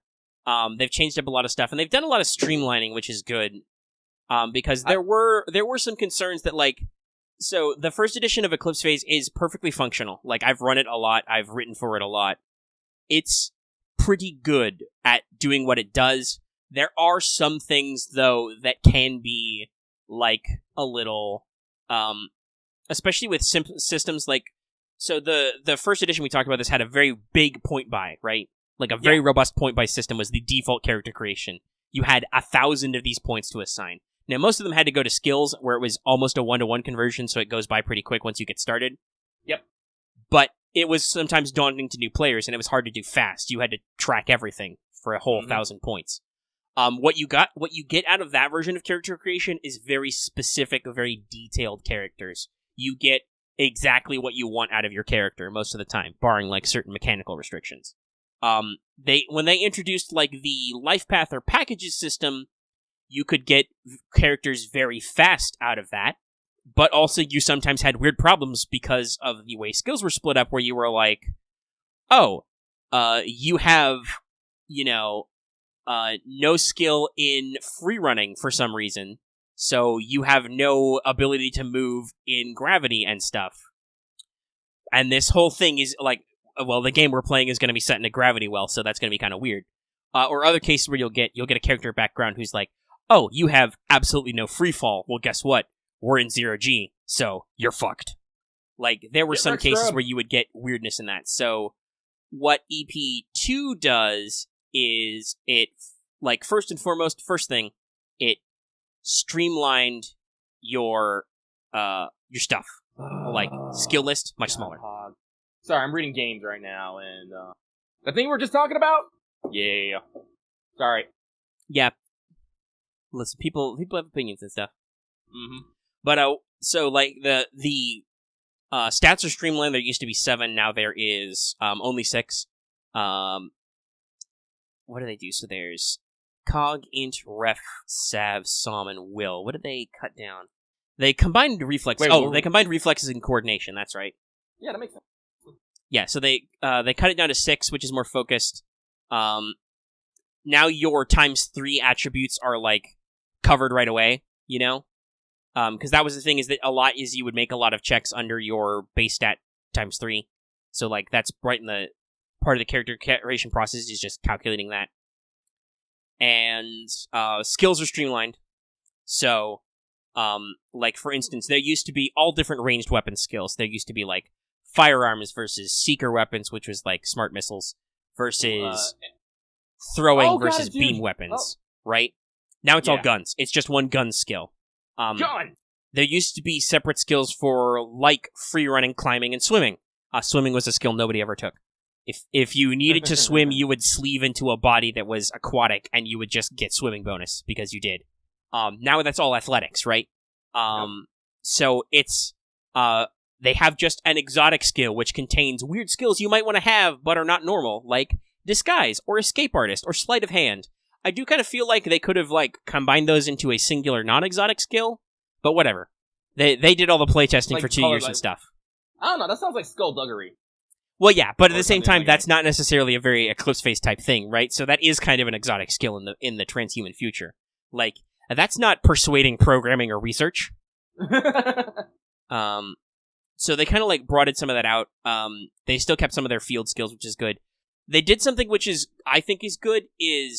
So they call it just the know skill, the knowledge skill, the skill that you roll to know things. But this was something I pushed for very hard in the early days of the beta on the community. Was I really like in the core Eclipse Phase how they broke up knowledge skills into art, interests, professional skills, and academic knowledge, right? Because those are vastly different things. And sometimes that was confusing to people, because sometimes it was hard to be like, hey, what's the difference between, like, profession reactor tech and academics nuclear physics and interest spaceship systems, right? Like, what's the differences here? Sometimes they can be a little hair-splitty, but for color, I really like them because they really helped you flesh out a character, because you could have a character who had fucking no academic knowledge, right? You'd never been to school a day in your life, but you could have crazy high professional skills and be like, yo, I've been working spaceships for 50 years, so I have all this professional knowledge about lots of stuff. Or you could have interest skills and you could have lots of weird hobby skills which apply. And the complementary skills rule is still in, so the way the system works is like, so you don't roll like for instance, if you had profession reactor tech, you would not necessarily roll that to like make a nuclear reactor explode. You would roll probably like program or interface or hardware, depending on what you're trying to do here. But your knowledge skill could complement it, so that's good that they kept that rule in. But while they're all called no, the actual section in no is like, and here's commonly how you would describe your knowledge skills. Like, they're like, so this is like an art, these are sample art skills and stuff. So I like that. It makes it more compact to list on your sheet, but it still keeps a lot of the flavor, right? Yeah. Which is good. The other thing which you said you liked is pools. Yeah. So in a lot of cases, they, back in the day, with core Eclipse Phase, there's lots of gadget porn, there's lots of gear fiddling. And in a lot of cases, there were a lot of things where one of the reasons that was slow about the game was resleeving in your morphs, right? Like, your body's supposed to be disposable, but it's a huge pain in the ass because normally your morphs affect your core attributes, right? Like, if you're in a Smartman morph, your cog literally is higher in that body, but because that has derived stats and that affects your skills and stuff, right? That means there's a lot of fucking math you have to do when you switch bodies. Now, your morphs just set your wound threshold, like how durable they are. They list your default wear, which has been somewhat streamlined, and they give you pools, and there are 4 pools, which function similar to the original Moxie stat. I wish they'd found something different, because Moxie is now just the social points, which is kind of weird. Like, I'm thinking, like, man, that's gonna flummox a lot of people playing this game. But you have 4 pools now for different stuff. So you have, I'm scrolling through the PDF wildly. So you've got Insight, which is mental stuff. So you can use Insight to gain a clue, to just spend it to be like, yo, GM, give me a clue. Give me some insight, right? You can use it to gain an extra action per turn. And you can use Vigor to do the same thing in like a combat turn. You can use Vigor to ignore wounds, to take the initiative and stuff. Flex is the anything one, which gives you all the narrative stuff, so you can use it to introduce characters, items, define the environment, you know? I know some people were very much like, whoa, what's all this narrative horseshit in my hard sci-fi game? But honestly, it's like, that's pretty typical, because it even says, like, the GM still gets final say, and you have to do something plausible, but that's a thing that's like, if you think about, like, sci-fi action movies or books, right? Like, the genre that Eclipse Phase emulates, it's a thing that happens all the time. You're like, oh shit, there's a window in here.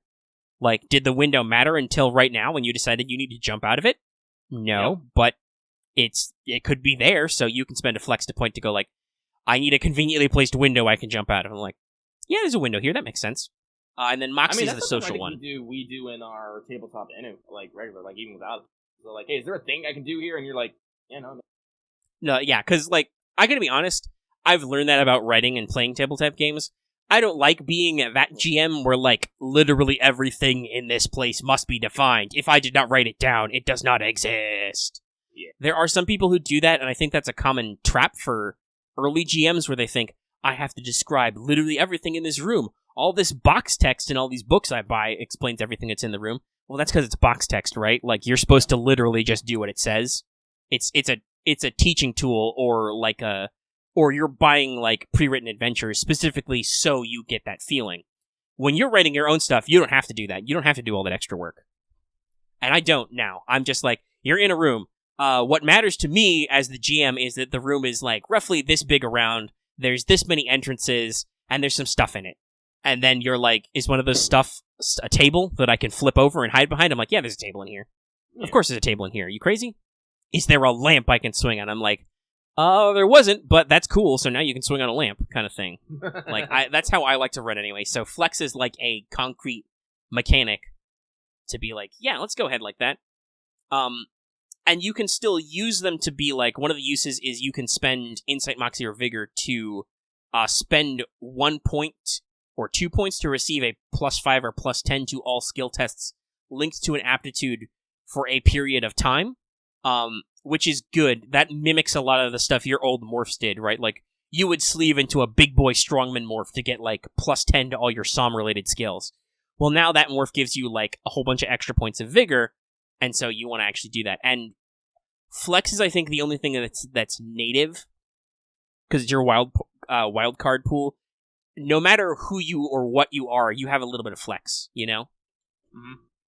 Like, that's just a thing you have, kind of like I said, in the old edition, the Moxie stat, the Moxie points were your generic do stuff points.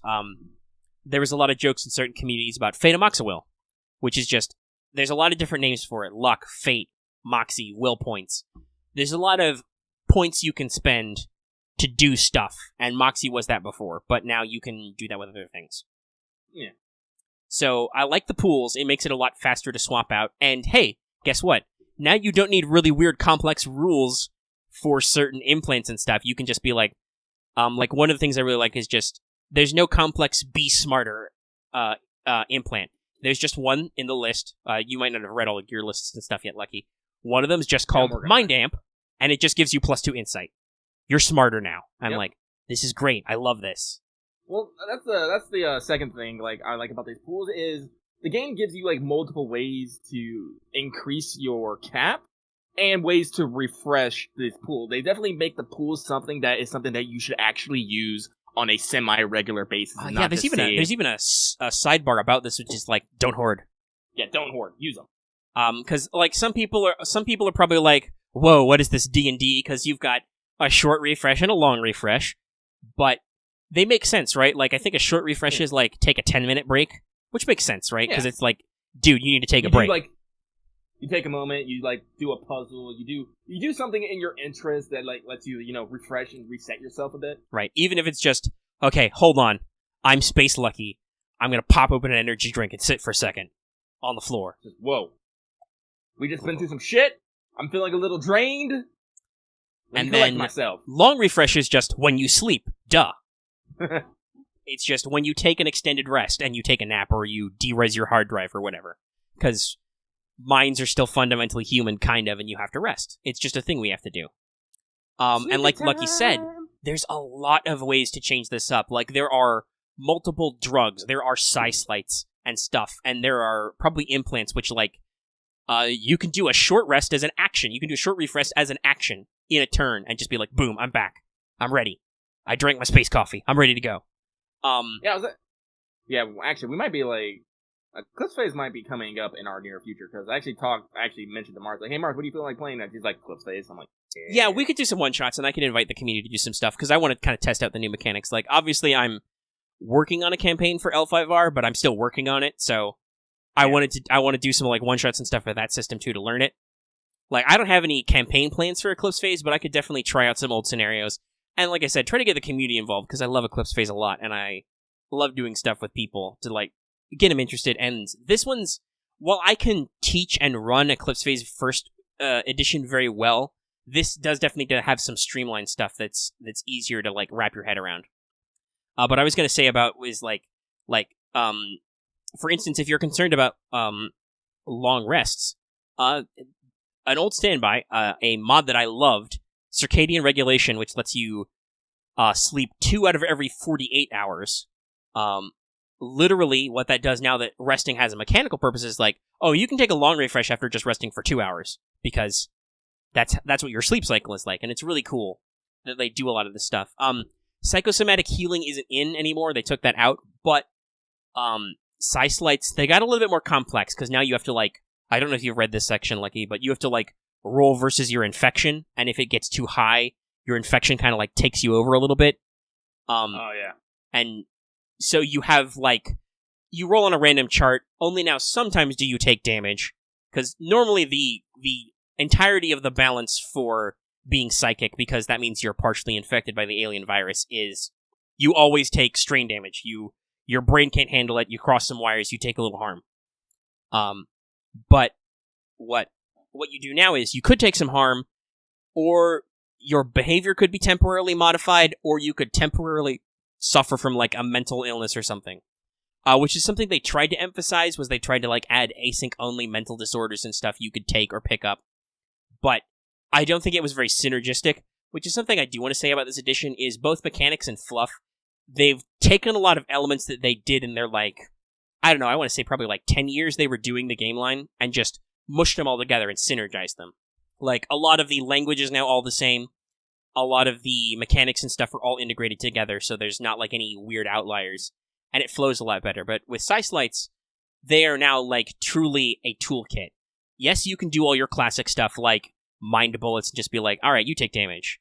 Your senses are fucked up. But also you can do support stuff, like, you can do, like, burst of adrenaline, and you can tap somebody and be like, yo, you have +1 vigor pool. Boom. Ta-da! And you can't stack that, but it's like, you can do stuff to, like, agitate them and make them feel better about their life, or one of those things you can do is, like I said, is there's a Psi-Slight to, like, take a short rest as an action. And if you don't care for all that infection-y type stuff, they still have Psi-Chai, which is all the passive slights, which is, like, your freaky psi powers to be like, oh, I can do crazy good math in my head, you know.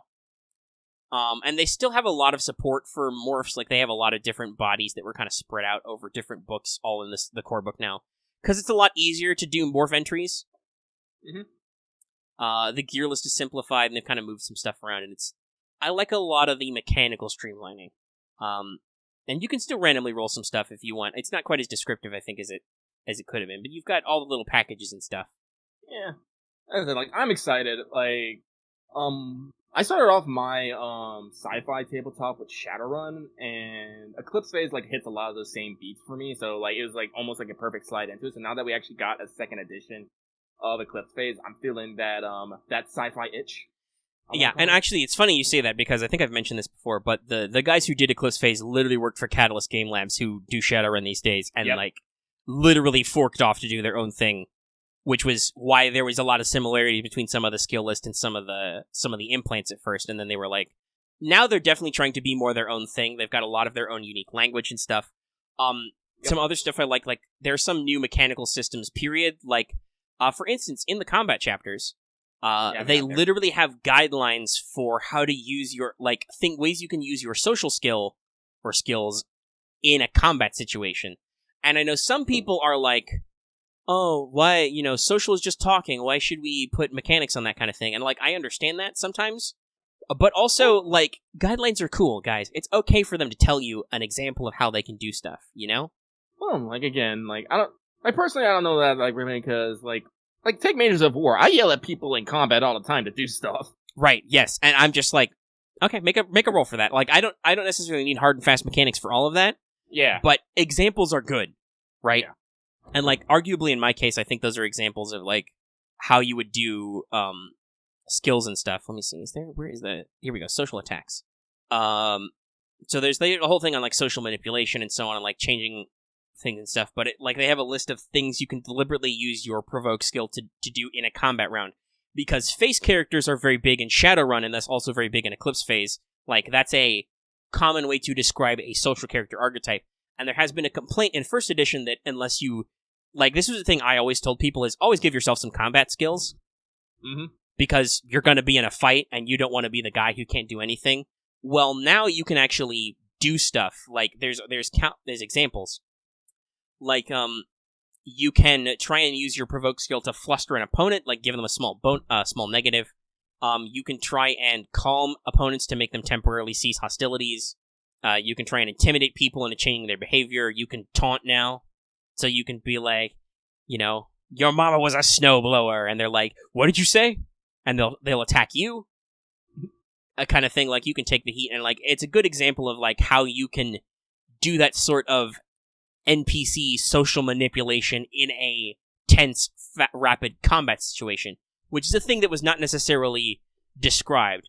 Like, there's no reason why, for instance, you couldn't do some of these things in First Ed, just they weren't written out as, like, it's literally just a tiny section. It's not a sidebar, but it would fit inside a sidebar, It's like a paragraph and a bulleted point list, but it means so much, The other thing is, there's a lot more detail to mesh stuff. I don't know if it's necessarily faster, but it's a lot more fleshed out. Like, there's a lot of these big bulleted pointed lists, which are not necessarily mechanical, but are just examples of stuff you can do with tech, Like, for instance, like universal actions. When you log into a device, you can just issue commands. You can run programs and scripts. You can search for things, you can do all kinds of stuff, right?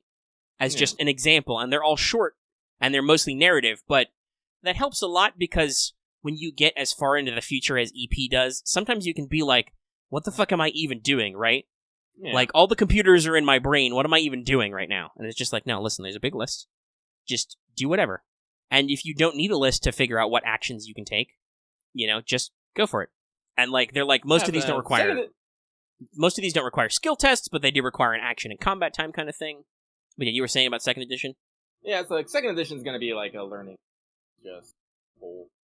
Well, also the other thing is, I'm not ready to do this quite yet, but for EP1, because there was a lot of material scattered across several books, I did what I am now famous for, I think, in our internal group, which is I make cheat sheets. I make gear lists because I like a lot of that stuff. I like bringing in elements from all over the place into one thing.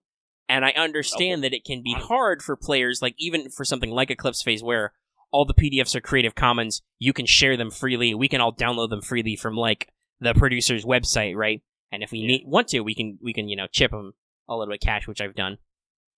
But, like, they're easy for everybody to access, no questions asked.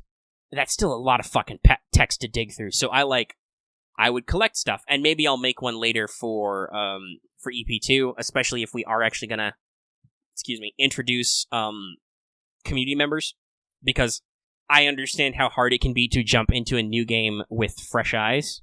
Like, at the very least, you say, Lucky, you don't remember some details about the setting, but you've played a decent amount of Eclipse Phase, you understand a lot of the concepts.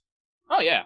And, like, for fluff stuff, I feel like with our relationship, you understand that as a player, you can turn to me, the game master, and be like, who the fuck are these guys again? And most of the time, it's not even like a roll to be like, you know this about them. Yeah. Which is, a thing that we've talked before about building relationships with your players and your GM. You kind of have to, like, figure some of that stuff out, because there are there are definitely certain game genres, and there are certain game masters who would be like, I don't know, if you didn't read the insert, you don't know. Roll me some dice. And I don't necessarily want to say that's wrong. That's just not how I like to do things. And part of that might be because I've been gaming with people like Lucky for a lot of years, and it's just like, they genuinely don't remember. It's not like he didn't read it, he just doesn't fucking know. Like, he doesn't remember. He maybe he read it 10 times. He doesn't know right now. He's been thinking about other stuff. He's been thinking about Snake Titty. Yeah! Which is not necessarily out of place at Eclipse Phase. Nope! God, I love Eclipse Phase so much. This is something I do really like about some of the fluff stuff, is they reorganized some of it. And, like, some of it I was like, man, you guys feel like you're coming on a little strong.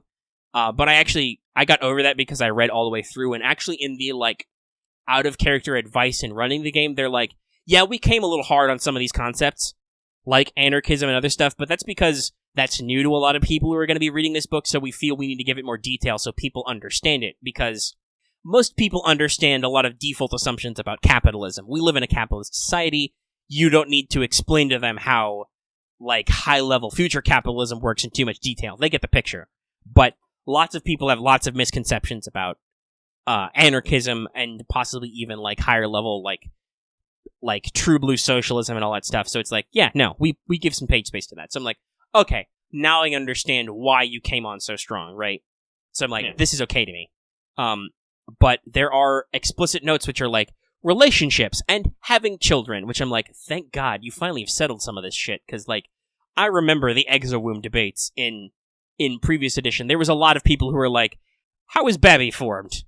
And it's just like, well, there's this, that, and the other thing, and they're like, I don't know, does that make sense and stuff? And I'm like, no, it does. And now they're explicitly like, yo, here's some ideas of what, like, relationships are like. Here are some conceits that you might see in the setting. Some new concepts that you might not know about. Like, there's a big section in talking about relationships about how expansive the term polyamory is, because it is. I remember I saw a graphic once which was like different kinds of polyamory, and I'm like, this is confusing and possibly overlapping. But there's a lot of, like, big ideas then, like, so just so you know, in the future, there's a lot of weird ways relationships can go. And on the one hand, I'm like, I'm sure people on the internet reading this book understand what that is, but at the other time, it's like, no, the future's weird. Yeah. So that I like a lot about the fluff is, like, the Jovian Republic gets a lot of their later description where they're like, yes, they're totalitarian and super conservative and they're religiously influenced, but at the same time, you know, they're not crazy because we did have this whole techno-apocalypse thing, so, I mean, they're not wrong, but they're kind of wrong, kind of thing. I also appreciate that while I understand lots of people in the Eclipse Phase community are super down on extropians and anarcho-capitalism, the book still isn't. Like, the book has a very in-tone similar to other autonomist and strains of anarchist thought, where it's just like, because in Eclipse Phase I actually like the extropian system. Like, I actually appreciate them, and, like, I like a lot of their philosophy, and honestly Eclipse Phase has introduced me to lots of socio-political theory, which I have applied in my real life and confused the shit out of people. Though I guess like some of this is probably because sciences or like academics has changed. Like, for instance, the term they used before, like, so as a concept, I'm sure you, Lucky, and the audience understand surveillance, which is observing from the top down kind of thing. That's what that actually means, is like something, a singular authority is kind of like looking down and, like, examining everything that everybody else is doing. What Eclipse Phase said the opposite of that was previously was soveillance, which was kind of like bottom up surveillance, like community surveillance from like I said, the bottom up and so on. Which was a big concept. Now the term that EP2 uses is covalence, which I assume is kind of like the hybrid between the two. It's really a genuinely, like, no, it's not just, you know, your police overlords watching, and it's not just the people watching, it's literally everybody is watching. There's also a lot more segments about crime and punishment and criminal justice and forensics in this, which is good, because that was a question lots of people had. I have not delved into those in depth, but I will later because I love that stuff. But that was a question I got a lot in, like, community stuff, which is like, how do we get away with stuff? Because we played a lot of Firewall games, so it was like, how do we get away with being a secret pseudo-terrorist organization conspiracy? Because of future science. Future forensics is crazy. Like, forensics right now is crazy. Future forensics is really crazy. But yeah, so there's probably gonna be some more APs in the future. And like I said, about the timing of like inviting people into the secret group, I kind of figured that I would do that when we actually took our break in Mages of War, because I didn't necessarily want to clutter up our tabletop chat with other people while we're still actively working on different games, you know? Oh, yeah. So I'll keep that in mind, and hopefully we'll get there soon. We kind of missed this week because we were like very busy with other stuff, and I was tired a lot of days from working so hard. But we are actually caught up, by the way. There's no backlog for Mages of War. They're all out right now. Fucking booyah, right? Yeah, got through it all. Do you have anything else you want to talk about with EP2, you think? No, I'm excited. Eclipse Phase is definitely a system that, I guess, to put it bluntly, let me fly my freak flag. It's very much about that. Yeah. And so I'm like I said, like I'm really happy that we're going back to it, and like with because I've mentioned this before, but like Eclipse Phase, while it's very fun, it does have its like setting wise, it's very fun, and you know what they don't explain in setting, you know, just come up on the fly. But there's always the mechanics that always kind of got to me, and it looks like the second edition is really cleaning up some of that stuff. So I'm like, yes, this is ooh. That being said, like, as much as, like, we're pushing towards the end for our Mages of War campaign, Season 1, like, I'm not in, like, any particular rush, because I can't remember if I mentioned this last week, because, guess what? Lucky, he forgets shit.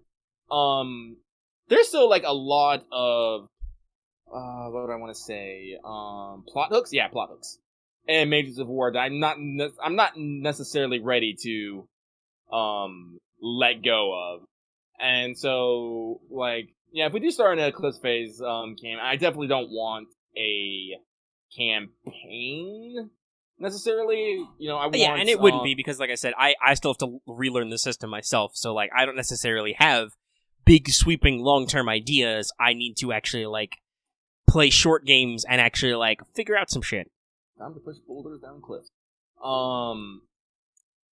But yeah, I definitely want to like revisit just so I can make sure I have the refresher. Like, all right, this is how I play. This is how we do. This is how it's gonna work. But like, I guess I still have to say I'm more hyped for L5R. But at the end of the day, I think my heart's still set on playing more Mages of War. We've invested like so much time. Mm-hmm. We did some math the other day, which I think is on audio, which is like, I'm pretty sure there's a minimum 48 hours straight of our current Mages of War campaign. Yeah. So I'm all for a break, but it's probably been going about a year. And which has been like kind of ups and downs, but we've been doing this a while. Yeah. And I talked about it before with writing. Like I definitely get like moods and kind of like ups and downs with writing stuff. And some stuff is like, you know, some stuff just the writing down of ideas is enough. Like I really like my Knights Black Agents campaign, but at the same time I don't feel like such an urgency to jump back to it. Like in some ways just writing it all down was enough. Obviously putting people through it would be really cool. And maybe I'll get back to that someday, but like actually writing the notes for that and letting it sit is fine. But there's other stuff which is like, okay, now I need to really like run you through this. I really need to do this. And sometimes you don't have to necessarily hit the end point of a campaign to get that satisfaction. Like you can hit notes and just be like, well, people can't hang out anymore, so it's kind of sad, but it still was a satisfactory experience. And then there are other times where you're like, oh, that didn't go anywhere. That was sad. Like, I don't feel bad that our second Monster Hearts campaign basically dead-ended, because, like, it was okay. I had some ideas. I was doing some stuff. But at the same time, it wasn't, like, the end-all, be-all, you know? Mm. Whereas other times, like, on the one hand, I don't know how much longer our Urban Shadows campaign would have ended, because we were edging closer and closer to some sort of watery, tentacly apocalypse. But we did not necessarily conclude that, and obviously now it's pretty fucked, because even if I find my notes, I would have no idea what's going on. We don't even regularly hang out with some of those people anymore. So it's like, but like, at the same time, we got a lot of satisfaction out of that game. That game was very fun. Yeah. But yeah, I'll be eager to put you guys through some of my Eclipse Phase meat grinders, because I said, I have some scenarios that like some scenarios I've never run for anybody, but I know for sure there are some scenarios that Lucky has never been in. And some of them Marth hasn't even been in, like, the final version of. So, there'll be some fun to be had. And dear audience, maybe you can join in too. Just, people in the Discord will know when I pull the trigger. Because there'll be, like, alerts and stuff. But, you know, just, we'll be there. Actually, I think our friendly neighborhood Pathfinder group are gonna have a session tonight. They're not doing it right now, which is good, because otherwise we'd be, like, overloading. But, we're doing community stuff. But now we're at about 2.5 hours, and like I said, it's about 8 o'clock. We started a little late. I'm really hungry, so I figure we talked our talks, and we'll wrap up. Anything else you want to mention? He's doing. Okay. Lucky is, as he says, dune. So I'll just do the outro stuff, which is, hey, if you're watching this on YouTube and you like this video, give it a like. If you have any comments, leave them in the comment section down below. You can also find the link for our Discord in the description, so you can hang out and chat with us about stuff, find new friends, make new enemies. Wait. If you're new here and haven't already, please subscribe to the channel so you always get our latest videos, not just What's Up, but also Let's Talk FGO and all the other stuff we do. We do loads and loads of stuff. I thought about talking a little bit about Gen Con news, but I have like 2 hour-long videos about that some people have watched, so just check those out on the channel. Not a non-zero number of people have watched some of those videos, which is good. Because there have been times. Anyway, I'm digressing. Hey, if you already subscribe, considering that bell for notifications so you always know when we post a new video, you can get notified right away. You can get notified when we do premieres, because I experimented that with today, and I was sadly disappointed that some of our alert systems don't catch that very well, so consider hitting that bell. Some people say ring, I say hit. It's a button, you click it. It's not a real bell, guys. And like it says at the front of the show, consider supporting us on Patreon. You can get access to episodes early, you can get them in audio format early, downloadable, for as little as $1 a month, and it's, as I like to say, right away after I finish editing them, the audio goes up, and then the video takes a while. And yeah, that's about everything. So, we'll see you guys next week for more What's Up, and also for Let's Talk FGO. If you haven't already, check out this week's episode of Let's Talk FGO. It was our celebration of 2 years, so we had a live audience, and we did some fun stuff. And if you're interested in some individual stuff, check out our other stuff. Check out some Lucky Plays or Lucky Streams.